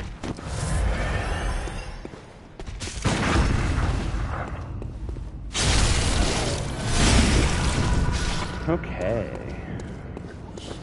Lay down. There we go. Oi, oi. Alright, and then I don't think you can talk to anybody over here, so... yeah, this just dead ends, right? Again, it's been about a year since I've touched Bloodborne, so I'm not quite as fresh, but... Again, I also just really dig how, like, all the buildings kind of build off of each other, but they're still, like, separate apartments, so it's all one cohesive, like, structure, almost. And, like, it's just built on top of each other, and it really lent itself to this kind of, like, tiered, system of, like, level design in general, but... Okay, there's that open, and let's talk to Gascoigne's daughter. Are you? But I know that smell. Are you a hunter? I just imagine the hunter sniffing their armpits at that point. Back from the hunt, and she went to find him, but now she's gone too. I'm all alone and scared. I have some terrible news for you. Really? Oh, thank you. My mum wears a red jeweled brooch. It's so big and beautiful. You won't miss it. I have some terrible news for you. If you find my mum, give her this music box. There you go. It plays one of Daddy's favourite songs. I bet it Daddy does. forgets us. We play it for him so he remembers. Mum's so silly for him off without it. When Daddy goes on a bender and forgets that we exist, we have to play music for him so he doesn't, you know, murder us. On the off chance you think that family was functional to begin with, and you feel bad for her for losing her dad. I feel bad for her for losing her mom. I give her that. But I don't think Gascoigne was a great father anyway, even though, you know, kind of in the name. Alrighty. Let's go back down into the breach.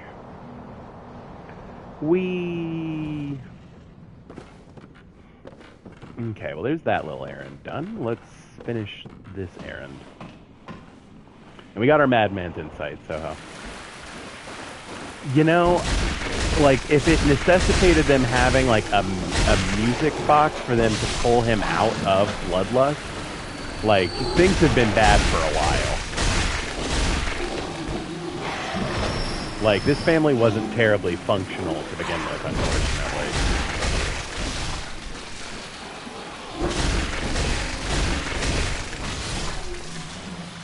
Also, like, these poor bastards. I love his little hat, but, like, God. What did these dudes do to get landed down here is my question. Because, like, oof, this has to suck.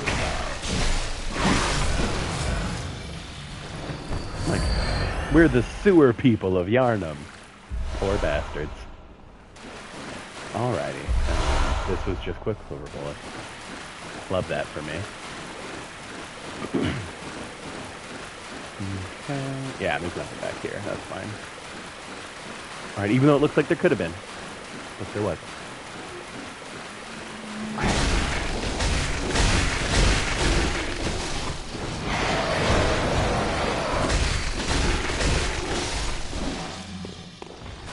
Yeah, I was gonna say, I know I heard birds.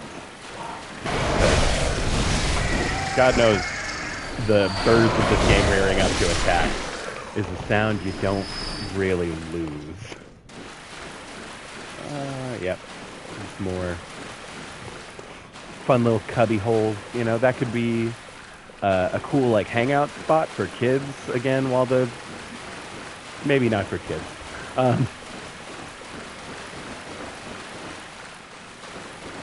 I mean, I think that's definitely what's being told to us, is that he has imbibed too much blood in the hunt, and like the blood is intoxicating. Like, that's something that we're told frequently. There we go. I mean, it drew us, realistically. Like, our character came here for blood ministration. So, like, the blood itself it's got that secret thing, you know? And that's why Yharnam is as revered of a location as it is. Are there more birds? No, it's just those two. I've seen too many people die to those birds because they're running away from this pig, so. Alright, pig.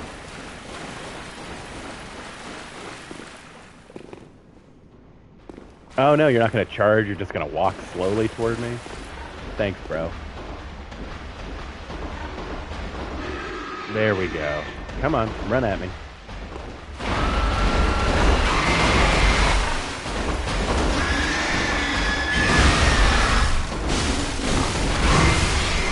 Yeah, I really want to find more information about what brought our character here in the first place. Because like I said, I mean, Yharnam is super well known for this blood. Like, that's kind of its whole point. Like, they built basically an empire on the blood. You know? And so, like, the only reason you would go to Yharnam is to have access to the blood. Although, the speculation that the note that you find in that room that you wake up in is is your own handwriting.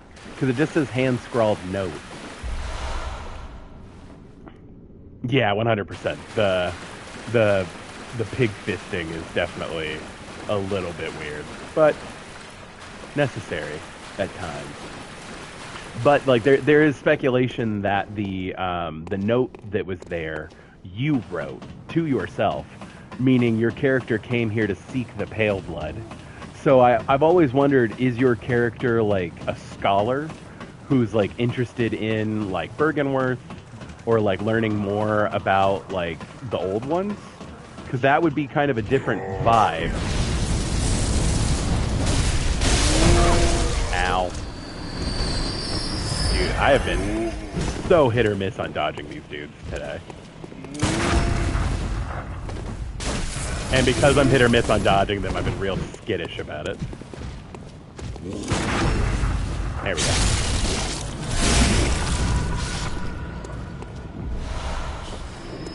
And like I said, I do want to go fight the cleric beast first, just because that's how people usually come at this area. So I don't want to, you know, miss that as the typical player experience. But like, even this bridge is like beautiful in its own like creepy gothic way, and it gives you an opportunity to like look down and see about like more of the city itself, and again how like everything's kind of built on top of each other.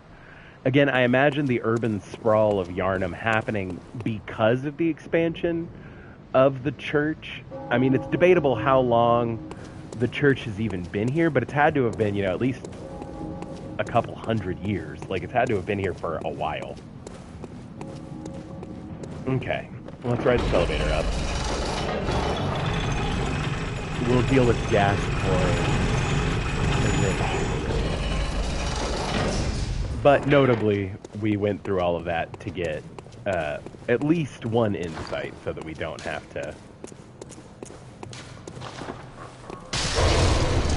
So that we don't have to, like, enter the boss fight and deal with all that before. But we did pick up 2 Madman's Knowledge, so I'm not missing out on being able to read the Madman's Knowledge item description. Okay, let's return to the Hunter's Dream. With a cool 10K on us. Mature blood cocktail that releases a pungent odor when thrown. Oh ho. Consume insight and ring the beckoning bell to enlist the cooperation of hunters from other worlds.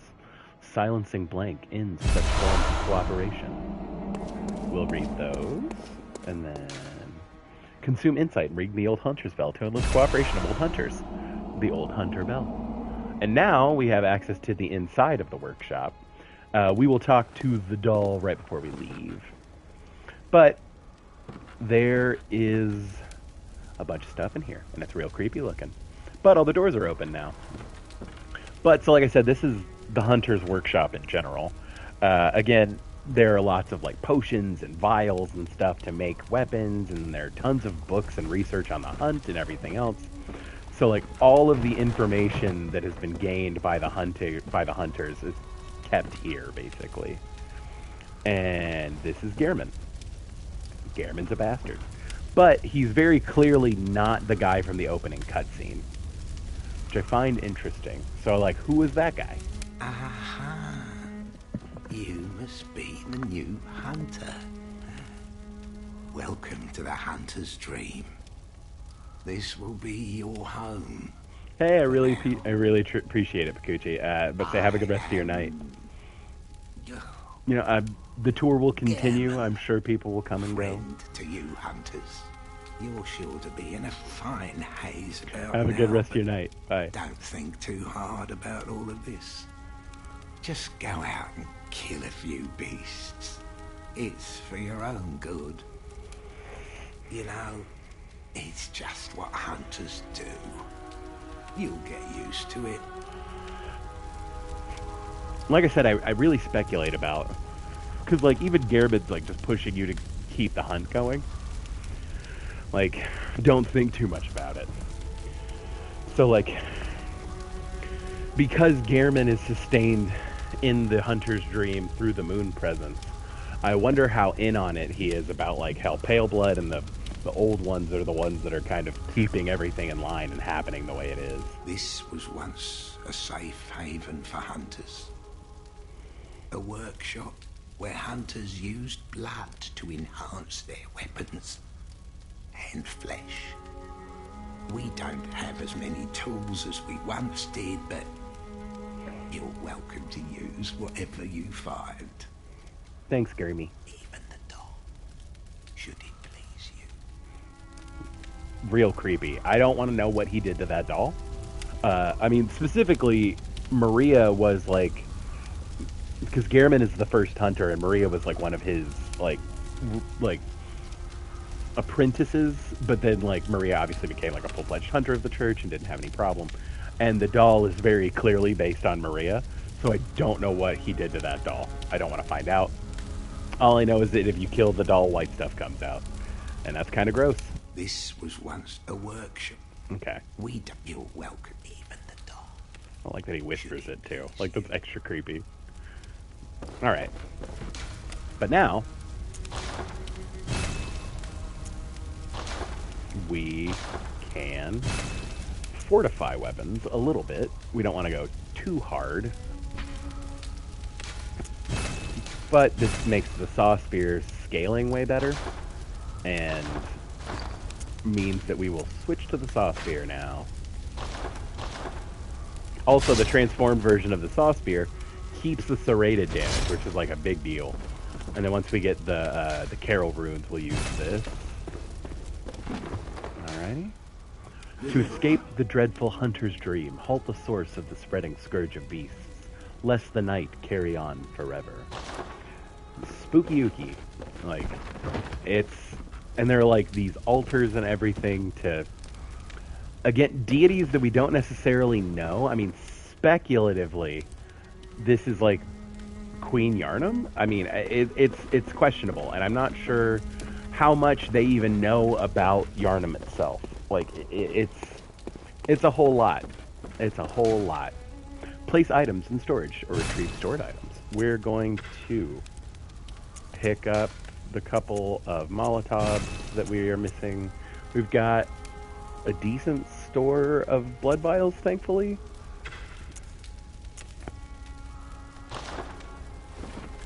Okay. And so, like I said, Hunter's Dream. Hunter's Workshop with a roaring fire. Which I do kind of love that you can kind of like walk away from and then walk back toward and hear. But like, even like, those are like rifles, and like there's a hunter's pistol that's being worked on, and like that's what looks like part of Gehrman's burial blade, and like the saw cleaver pieces. So like there's everything that you would reasonably need to get started on that. There are all the tools and like oils and the ability to infuse stuff with weapons. I really like that there are like these picture frames, but they're all missing now. And so that may be something we double check whenever we get back to the original workshop. But then it looks like there's like almost a prototype version of Gehrman's burial blade here, which I find super interesting too. This is all lore stuff that I want to investigate more. And like, Gehrman's just here kicking back. I'm assuming tea, but I mean, hey, you know, I'm not here to judge him on, you know, what stimulants he's using. It may be coffee. And so we can actually buy stuff with Insight. Not that I don't even know what would be sold right now. Okay, so pungent blood cocktails, and then I think that's just ways for you to leave your summon sign places. Like I said, we will be picking up Gascoigne's set, and actually every set that we can from the Insight path. And notice that we have an Insight now, and so now there's another messenger there. And he has what looks like a blue elixir, or a lead elixir, not a lead elixir. Is it the blue elixir? I can't remember. The one that makes it harder for you to be detected. But very interesting. And like I said, we have our for now weapon, which we are happy to have. Hello, good hunter. I am a doll, here in this dream to look after you. Honorable hunter, pursue the echoes of blood, and I will channel them into your strength. Hell yeah. You will hunt beasts, and I will be here for you to embolden your sickly spirit. Sickly? Did you speak with Gehrman? He was a hunter long, long ago, but now serves only to advise them. He is obscure, unseen in the dreaming world. Still, he stays here, in this dream. Such is his purpose. Such is his purpose. Ah, the little ones. Inhabitants of the dream. And she's talking about the messengers. They find hunters like yourself, worship and serve them. Speak words they do not. But still, aren't they sweet? I think... yeah, that is the end of her speak word. different dialogue. Farewell, good hunter. May you find your worth in the waking world. And like she has like a very like wispy voice, and it's just really interesting. But she's wearing like a shawl almost over a dress with like lace filigree and like a fancy hat and like boots. And so like she's clearly like in like a matronly way here, which we find interesting. Where if you compare it to Gehrman's like attire, Gehrman is wearing like somewhat ragged clothing and like not unsimilar to what you're currently wearing, and like it's interesting, like, and he's wearing like that crumpled hat. I imagine that's just his hat, but like I said, he has like a sash and an ascot and like and a scarf, and like so he's supposed to look very withered. And then he's the final boss. If spoilers, if you didn't know, he's one of the final bosses of the game. The wheelchair is the stolen valor of this game. Welcome home, good hunter. What is it you desire? Yeah, and she's basically like, hey, you live here now, basically. Like, I'll be seeing you a lot. And she's not wrong. Use blood echoes to raise stats and level up. Very well. Let the echoes become your strength. Let me stand close. Now shut your eyes. Like I said, kind of like a matronly vibe. She like imbues you with power and everything. It's interesting. It's a little weird, but it is interesting. I am gonna really quickly look up where you get Ludwig's blade, and I think it's Ludwig's Holy Blade is what it's called, if I recall. Ludwig's Holy Blade.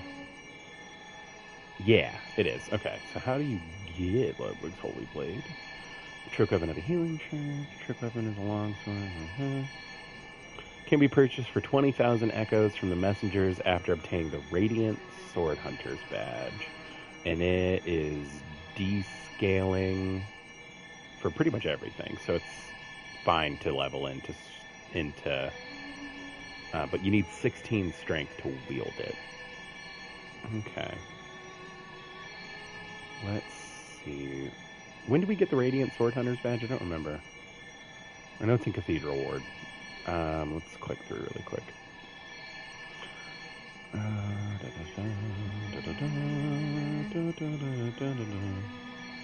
Oh yeah, that's at the top before, like, what would be Upper Cathedral Ward, like the entrance. That's where that is. Okay, so we're not terribly far from that.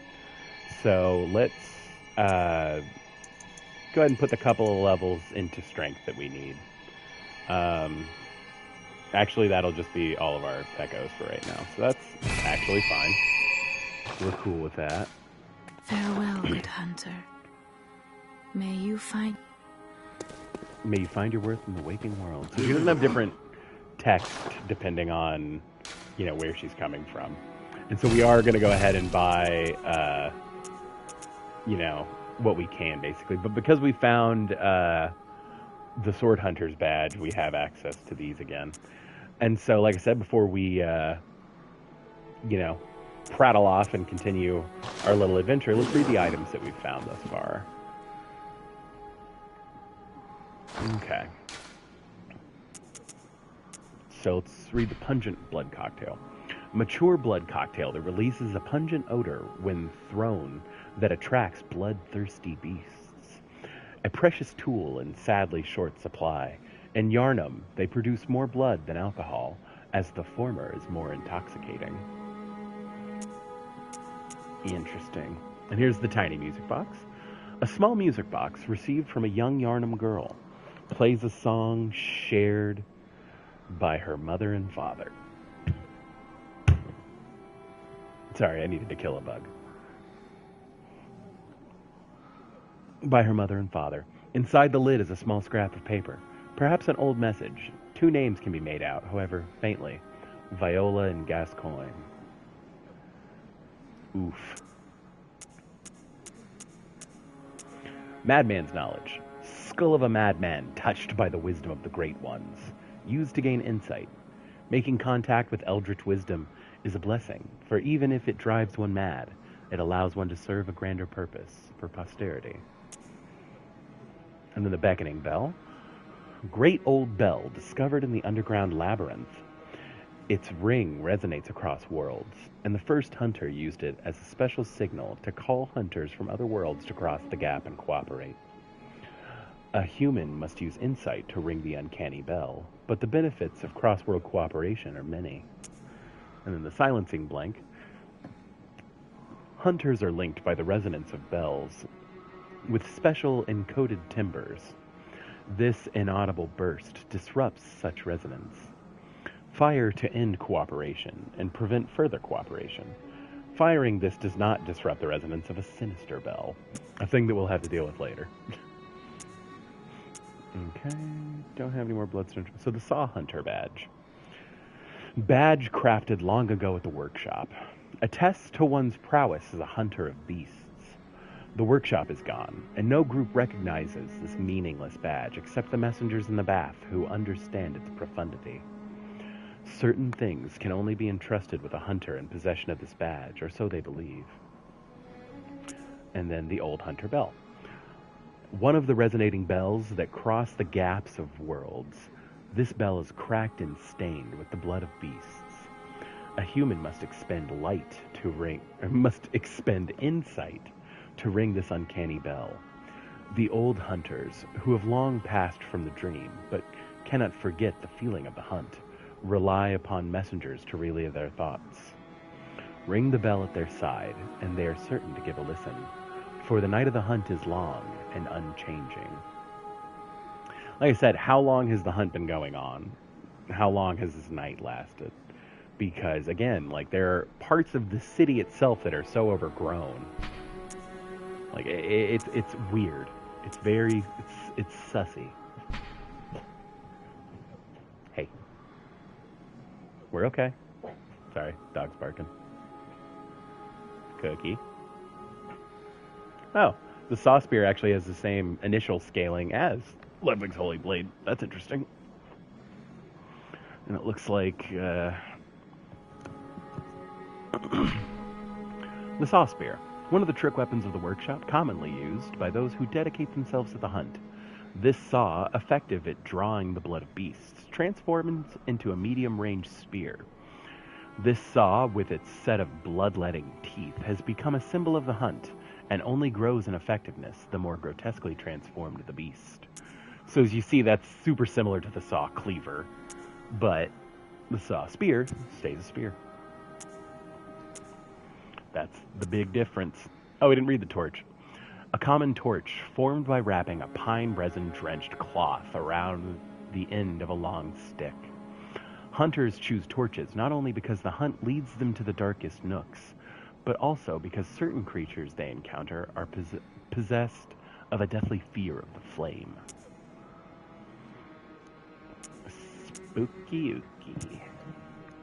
Alright, let's read some clothes. Let's start with our starting equipment, and then we'll come back to that. But the Black Hood. Hood worn upon awaking to the nightmare of blood and beasts. Perhaps its wearer had to stay out of sight and travel by cover of darkness. Without memory, who will ever know? Foreign garb. Clothing worn upon waking it to the nightmare of blood and beasts. Not typical clothing for Yharnam. Perhaps it is of a foreign origin. It is said, after all, the traveler came to Yharnam from afar. Without memory, who will ever know? And then sullied bandage. Bandage worn upon awakening to the nightmare of blood and beasts. Terribly worn and unsanitary. A faint memory recalls blood ministration involving the transfusion of unknown blood, not long after the nightmare began. And then foreign trousers. Trousers worn upon awakening, blah, blah, blah. Not typical clothing for Yharnam. Again, similar stuff as foreign garb. Really, the only thing that's notably different is the sullied bandages. And then, so let's look at the iconic Bloodborne hat. The Hunter hat. One of the standard articles of hunter attire fashioned at the workshop. A fine piece of hunter attire that provides stable defense to anyone facing Yharnam's beastly threat. Recognizable by its withered feathers, this cap is fashioned after one of the old hunters. Yeah, I wonder who. hunter garb. One of the standard articles of hunter attire fashioned at the workshop, accompanied with a sort of cape to wipe away blood. A fine piece of hunter attire that provides stable defense to anyone facing Yharnam's beastly threat. Allows one to stalk beasts unannounced by cover of night. The hunter gloves. Very, very... I think that's actually just straight up the same text minus the accompanied with a short cape piece. And then hunter trousers are the exact same. Okay. So some lore there. Like, your character clearly came from afar, whatever that means. And then you don't remember much. You only remember, like, the opening cutscene and then the nightmare starting. Like, entering into the night of the hunt. So, like, what's happening? Because, like, you don't really know. And I'm interested to find out more about what your player character should remember and just doesn't. But in the meantime, let's go back to Central Yharnam, and let's go fight the Cleric Beast. Let's go find some stuff out about our boy. Isefka's blood vial. I don't think you can go back to Isefka quite yet. I know that going back to Isefka, she'll give you one of her blood vials, and then she continues to give them to you if you keep sending people to her clinic. I can't remember if that's already a thing or not. But, like I said, let's go deal with Cleric Beast. Smells like...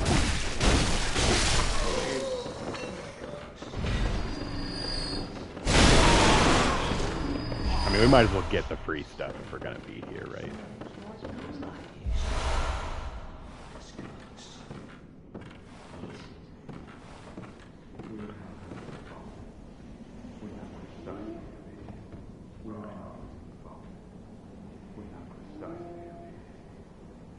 Yeah. We know who's in the fog. We know precisely who it is. Cursed beast. Cursed beast.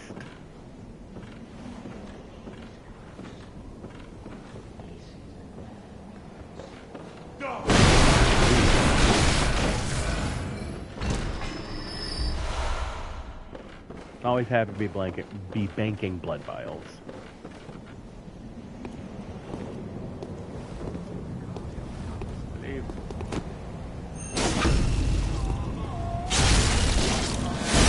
Not that that was terribly necessary, but good fun either way.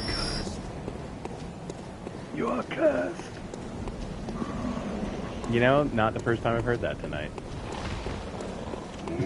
We're just gonna dodge past that for right now. Because, like I said, really want to fight the Cleric Beast. And he, like, hops past this little arena and then jumps down toward us, which is very interesting. So you want to keep a Molotov.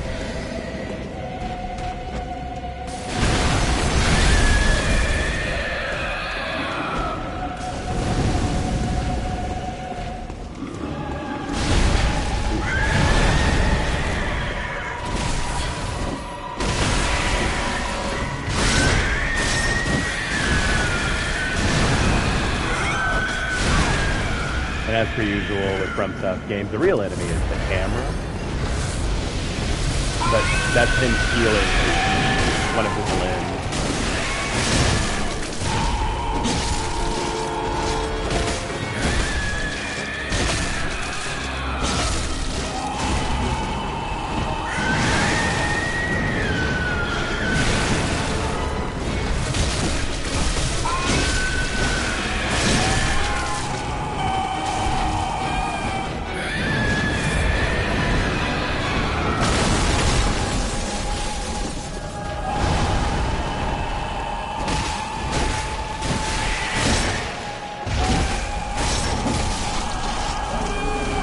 That's the Cleric Beast.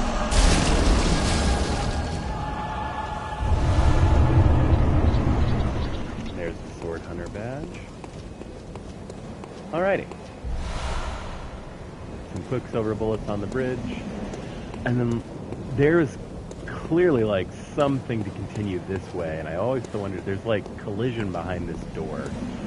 So I have kind of always wondered what the plan was here. But like, whenever the cleric beast jumped down, he destroyed this like carriage, and we actually get to kind of look through the ruins a bit.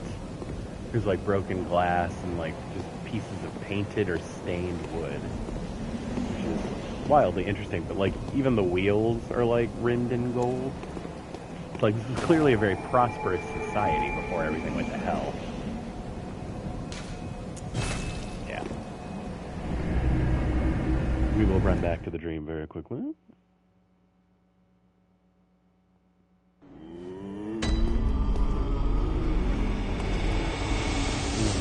And so the doll must have moved because she's not in her, like, standard place. Notice that Gehrman is gone. And the doll often comes and prays at this specific grave. Welcome home, good hunter. What is it you desire? Very well. Let the echoes become your strength. Let me... Yeah, God, people talk so slowly in this game. Yeah, we need to put a little bit into hell. I think I'll probably pop a cold blood to get the rest of the way.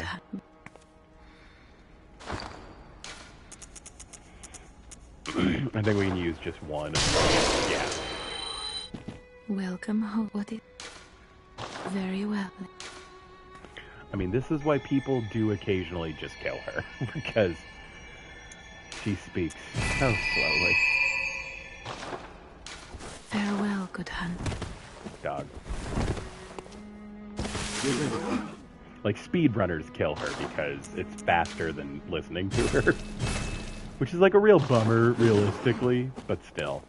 So I am usually using, like, our overflow to be able to just, buy, like, a backup of blood vials. It is admittedly just, like, a habit I've gotten into playing this game. And we want to do that as much as we can before we travel up Erden Chapel, because that's when the next price hike happens. I don't think there's, like, an item by these dudes, so there's actually, like, no point in fighting them, per se. So we are just going to avoid them, because the brick guys are annoying.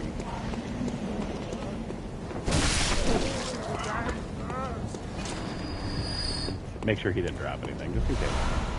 Hey, more blood vials, we're not complaining about it.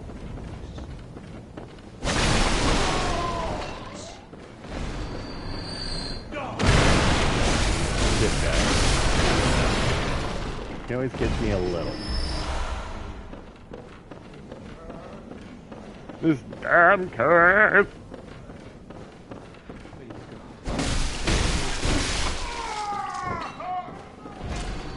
Oh! Might as well get the free Quicksilver bullets. Okay. Oh yeah, now he's gonna be all angry at us.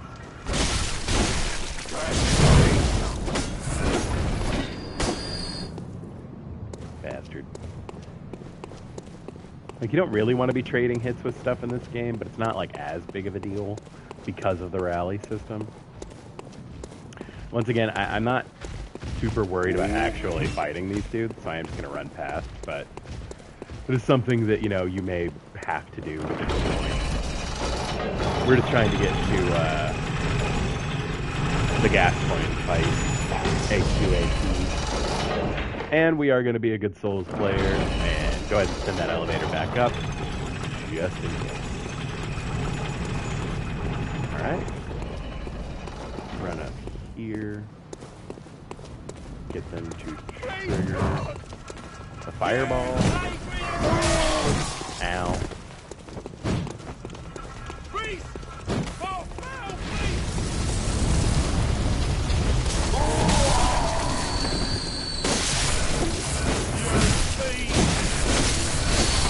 You were supposed to die with the fireball. But like I said, I mean, clearly they've had enough time to, like, plan out these kind of traps and, like, blocking ways that people have to get into Inner Yharnam. Like, Man, trying to parry people on stairs never works out in a Souls game.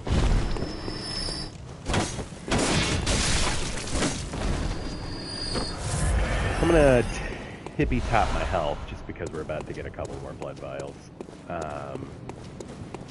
And then these dudes over here, I think, have Madman's Insight, not blood vials, but that's fine. But, like, clearly something of import is over here. So, like, are they praying at this altar thing? Like, what was... Are they mourning a friend? Because, like, he passed away here? It's all very interesting. Old hunter's mark, that's what there. So, like, again, this was clearly a hunter who passed away near these statues. So, like, what happened? Okay, so, gas coigni. No, I don't wish to reawaken. I meant to do this because I find it easier to have the music box there. Okay, let's try to cleanly fight Gascoigne. But we will watch his cutscene.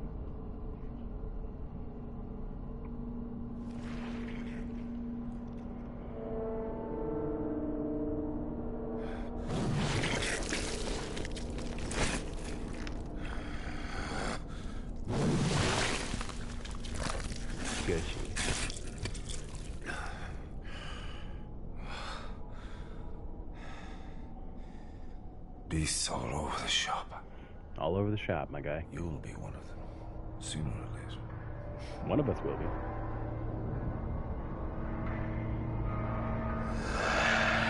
And he's got nice teeth, realistically.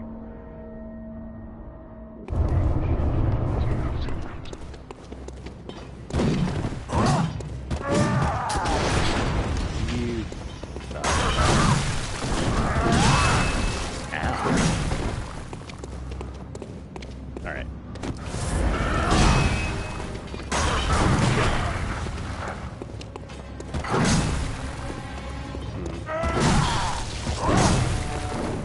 Hey, I do not remember Gascoigne's timing at all. Alright. Once again, music that, like, is wild that it's in a video game.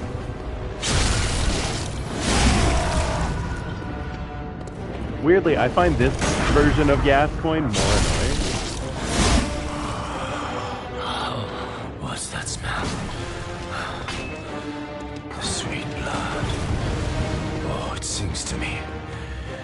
It's enough to make a man sick.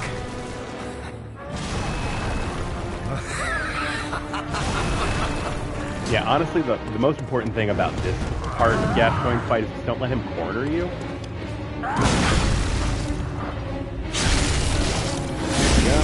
Rally back a bunch of health. Too proud to show your true face, eh? What a sporting was.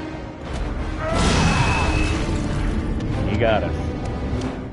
He got us.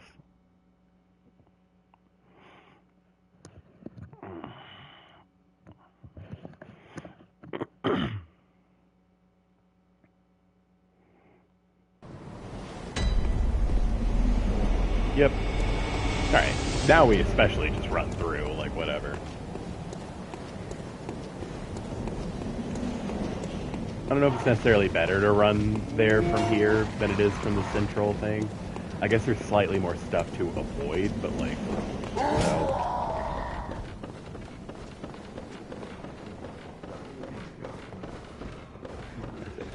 This way. Right? No. Maybe. Nope. Okay. Well, I mean, I guess I could go down this way. Yeah, it is. I'm right. I didn't say I was smart, but I am right. Like I said, this is why we send elevators back up. But yeah, Gascoigne two-shotting us with his jump attack is going to be a problem.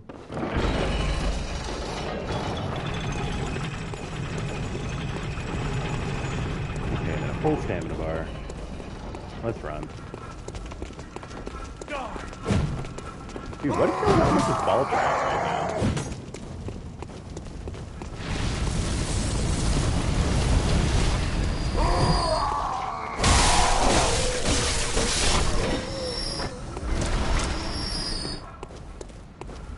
once again, we're not going to pass up free blood vials, but we are going to run past everything at this point, because screw it.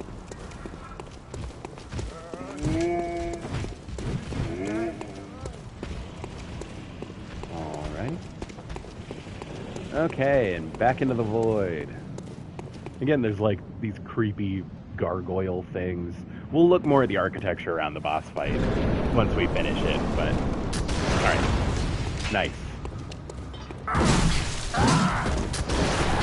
Dude, we are playing so risky.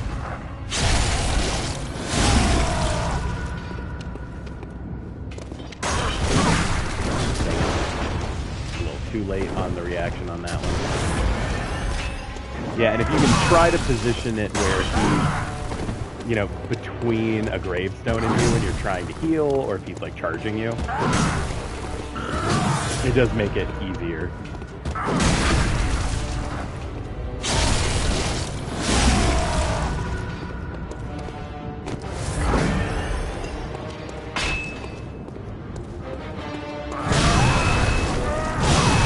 Dude, that jump.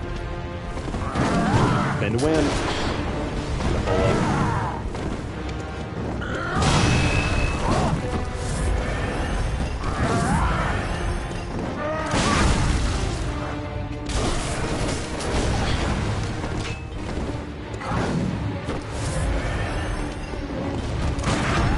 I do appreciate that he does the spin to win test.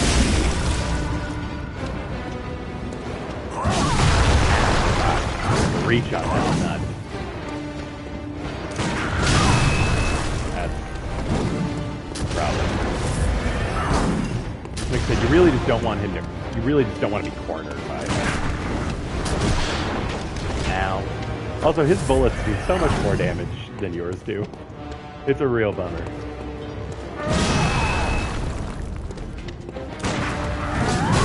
Ooh. Hit me with the end of extended win. Rough.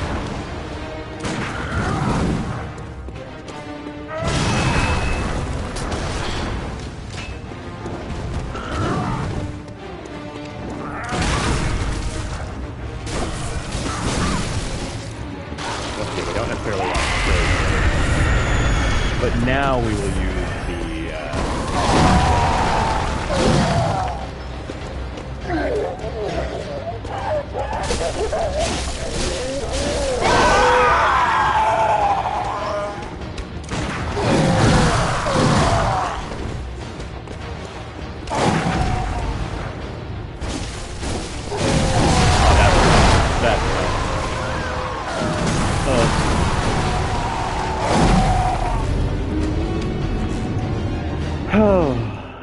shot a little too early on that parry. Yeah, see, it was called a blue elixir. I was right.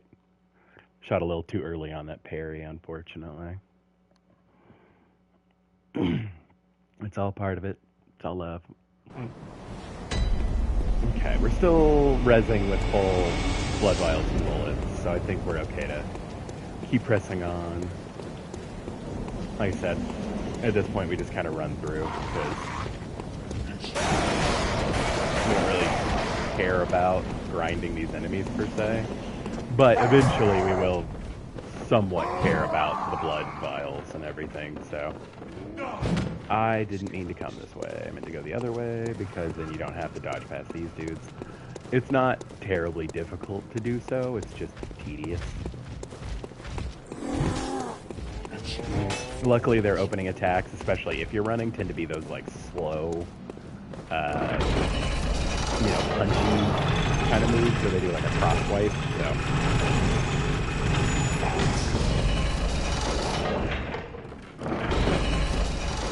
Okay. And back to the annoying bridge.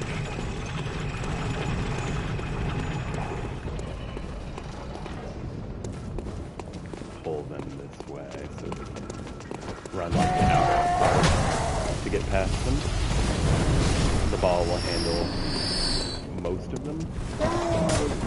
I mean, I'm going to run back because they sometimes drop blood vials, and I really don't want to have to grind for blood vials at this stage, so. Like I said, I just need to get good and kill Gascoigne, it's fine.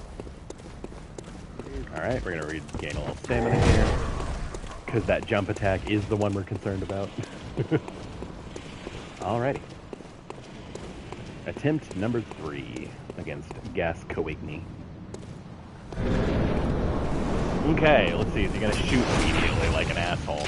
Yes, he is. And a second time. Because he's a dick. Wow, okay. Gun spam. Fine.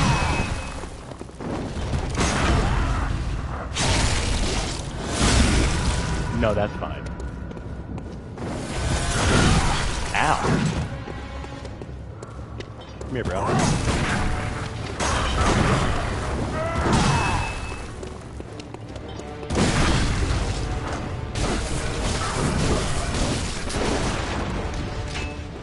So he does have like a decent amount of hyper armor, but it's not completely great. Come here, bro. Dude, how did that not count? That sucks.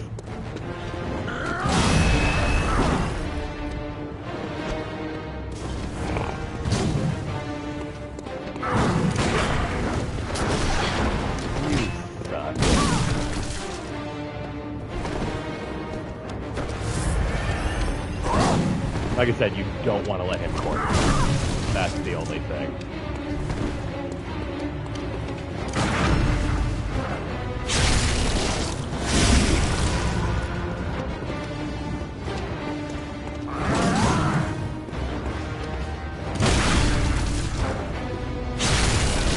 Regain most of that health with the block. Heal really quick. Like to get another carry on. Okay, and actually the beast form I do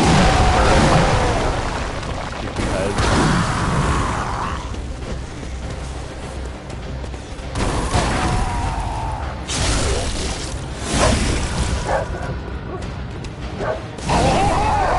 gotta do it. Alrighty. Urban Tome Key. Okay. Cookie, you're okay, honey.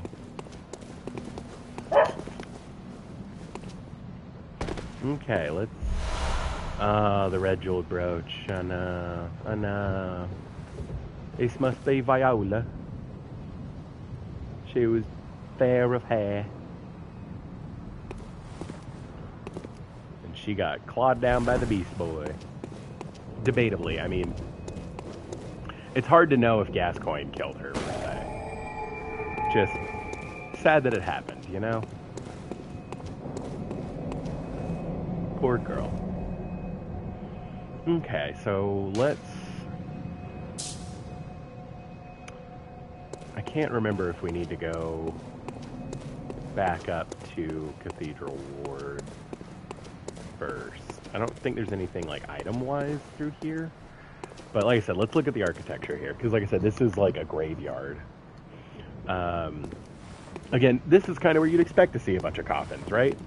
And like the lantern posts and everything. Again, like how long has the night been going on? How long has the hunt been happening? Because there's like clear evidence of like blood, but there's also like dried blood and like decay, and then like plants are starting to go through the rocks.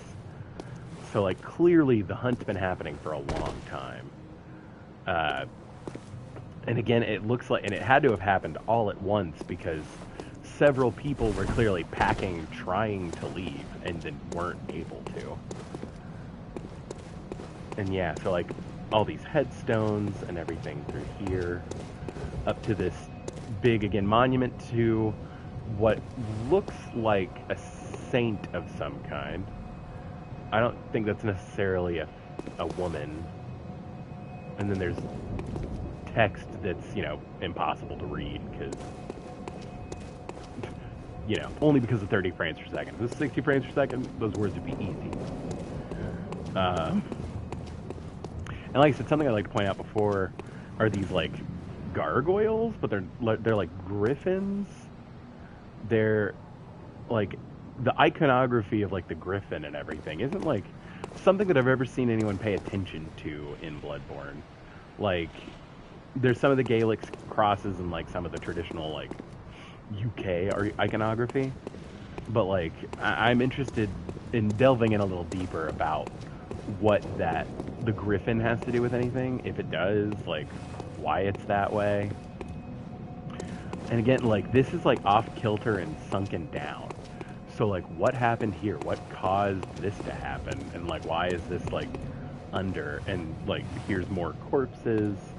And like this dude's arm is starting to get long. So he was clearly like transforming into a beast when Gascoigne got him. I would imagine that this is the person that Gascoigne was, you know, cutting into whenever we got here. So like, but these people look like Yarnamites to people that, so what's the line? What's the deciding factor? What made Gascoigne think that that was, you know, the right time to strike those people down? Was it all the psychosis from everything? Like, what does it all mean? And again, looking up, we're like under some of the greater bridges that connect some of the upper parts of like Cathedral Ward and like Yarnum. And like I said, up there is like the upper Cathedral Ward. So you're starting to see more of the game, and this is, you know, kind of to cap off the initial area. Because now we open the gate with the and come through, and things don't like look immediately different, but like things change between then and now. Like there are different, and like you can see that like clearly Cathedral Ward views Yarnum as like a cesspool, because like you access Cathedral Ward at the time by going through the sewer, which is like real icky. So like clearly Cathedral Ward keeps itself separate from like the people that they, you know, administer the blood to. So there's clearly like a class divide there too. The Bergenworth spider hides all manner of rituals and keeps our lost master from us. A terrible shame. It makes my head shudder uncontrollably. Yeah, the Bergenworth spider, obviously referring to Rom. Once we take Rom down, that's really your only hint that Rom even exists. I remember the first time I played this game, I didn't really use a guide, and like I had no idea what to do next. Oh yeah, the Blood Gem Workshop tool. I don't think we have any Blood Gems yet, but that is something that we need. So, happy to have it. And then, like, again, more structured, and then, like, the architecture doesn't change, but becomes more ornate before you open this door.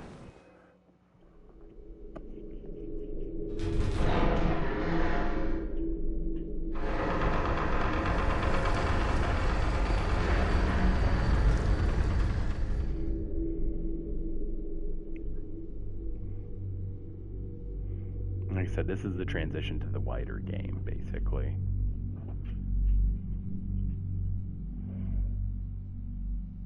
More statues and iconography. As we walk in, we can see the guy with the bell tones. And again, how long has this dream been happening? Now that we've entered Cathedral Ward, we can talk to this guy. Oh, you must be a hunter. Uh-huh. Very sorry. The incense must have masked your scent. Good, good. I've been waiting for one of your ilk. These hunts have everyone all locked up inside, waiting for it to end. It always does, always has, you know, since forever. But it won't end nicely, not this time.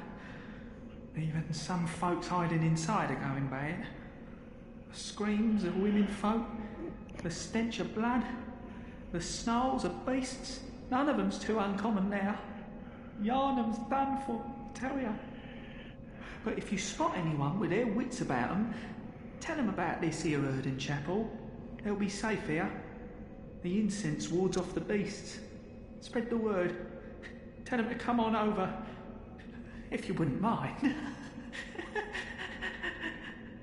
You love a guy with a really untrustworthy laugh like that. I know I shouldn't be asking you, but if you happen upon someone while hunting, tell them about this here Erden Chapel. If they seem worth being told, that is.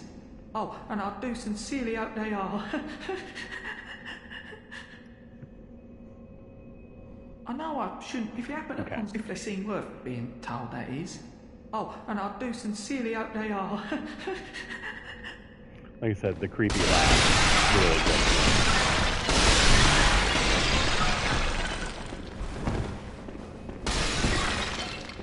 Also, I love this area. Smash the pots!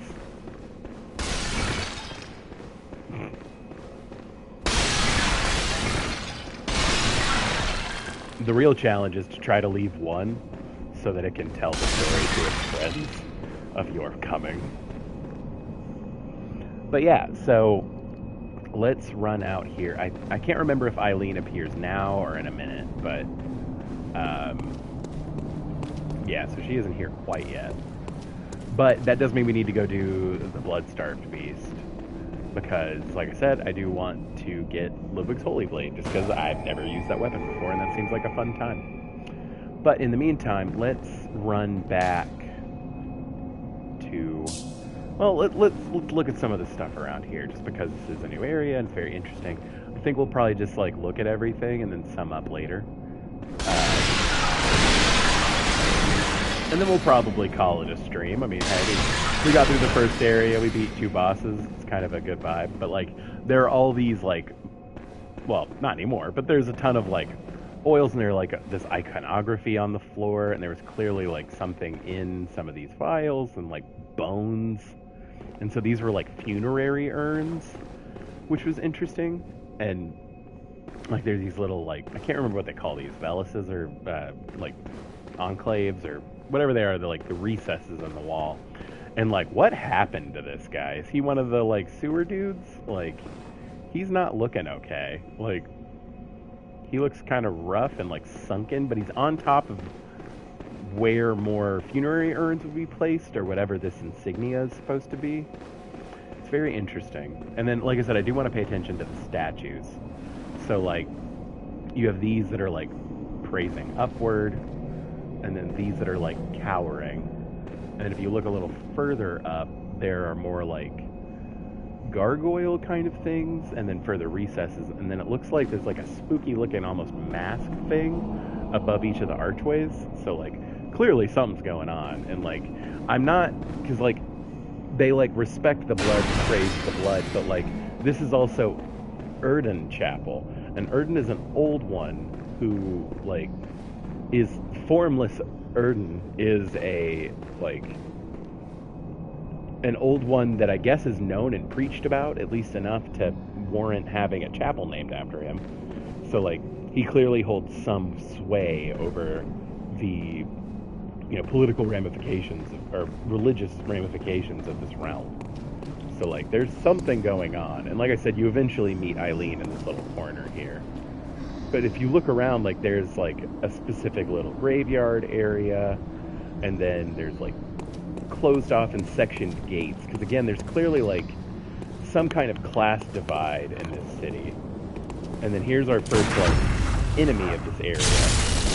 Is like, even compared to the Yarnamites, like a much taller, much more like, looks more well fed gentleman. And over here right now is just crows, but, you know, later this will be other stuff.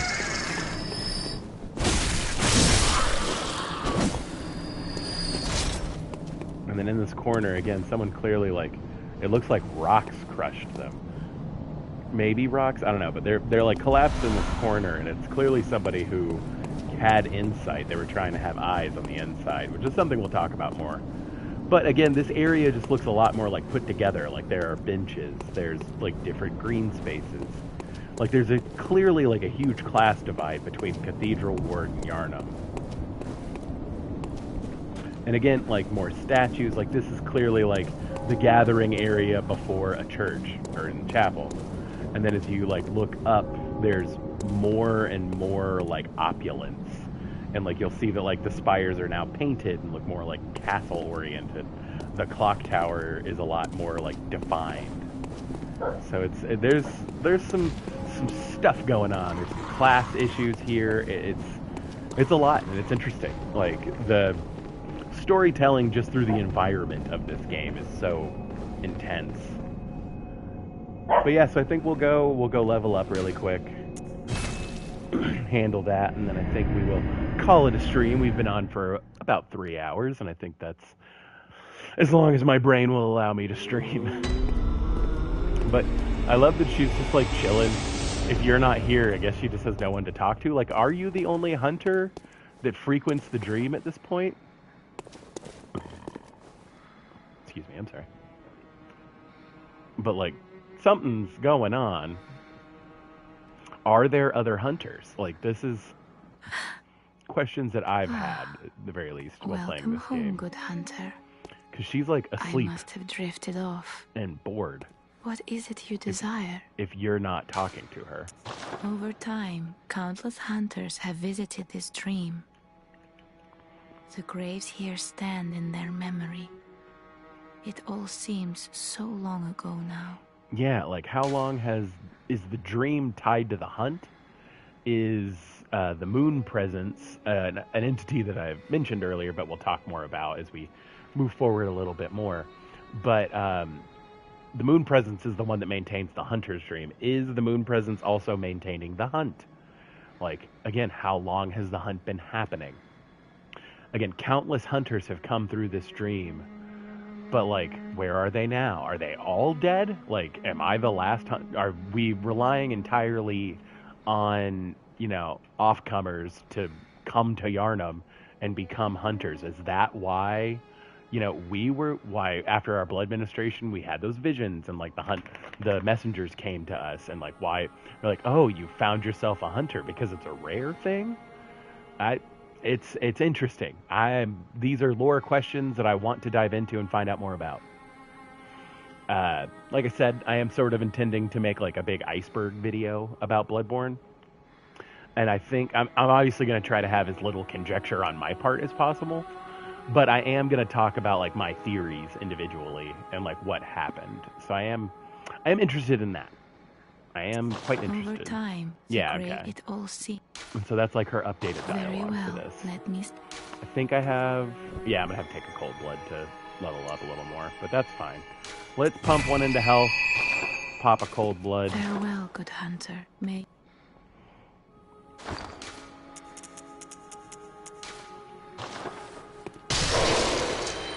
Just to get there, and I think. Welcome. What is it? We will probably put another. I think we're gonna put one into skill this time. But farewell, good hunt. May you find. Okay. But yeah, so for right now, like I said, I've left some questions, some ideas, got a bunch of stuff going on. I think we are going to call it there for right now. But you know, if you joined me on this and you enjoyed it at all, thank you. You know, anybody who sees me on stream, super appreciate it. Today was kind of more impromptu. I wasn't necessarily planning to stream today, but my wife was out today. Sorry for no face cam. It's a little harder to get that all together whenever I'm on my PS5. But just want to say thanks a million for being here. Catch me Mondays, Thursdays, and this coming Sunday, obviously. Sunday being 2 to 5, I think we're going to have Abby play a game, which will be super fun. Monday, we ought to be able to finish out the randomizer, the item randomizer run on Dark Souls, and then I think that means Thursday we will either start playing Blasphemous or we will do start the archery only run on Dark Souls. Just kind of depends on how I'm feeling. But I think that Fridays, especially like days where Abby is working and I'm home alone and not doing a whole lot, we're going to keep plugging away at Bloodborne because I love this game. I love thinking about this game, and we're going to keep going because Bloodborne's awesome. If you're watching this on YouTube, like and subscribe. I'd really appreciate it. Thank you for being here. I appreciate just the views. But that being said, again, thanks a million to everybody watching. Hope you'll join me again soon. And everybody have a good night.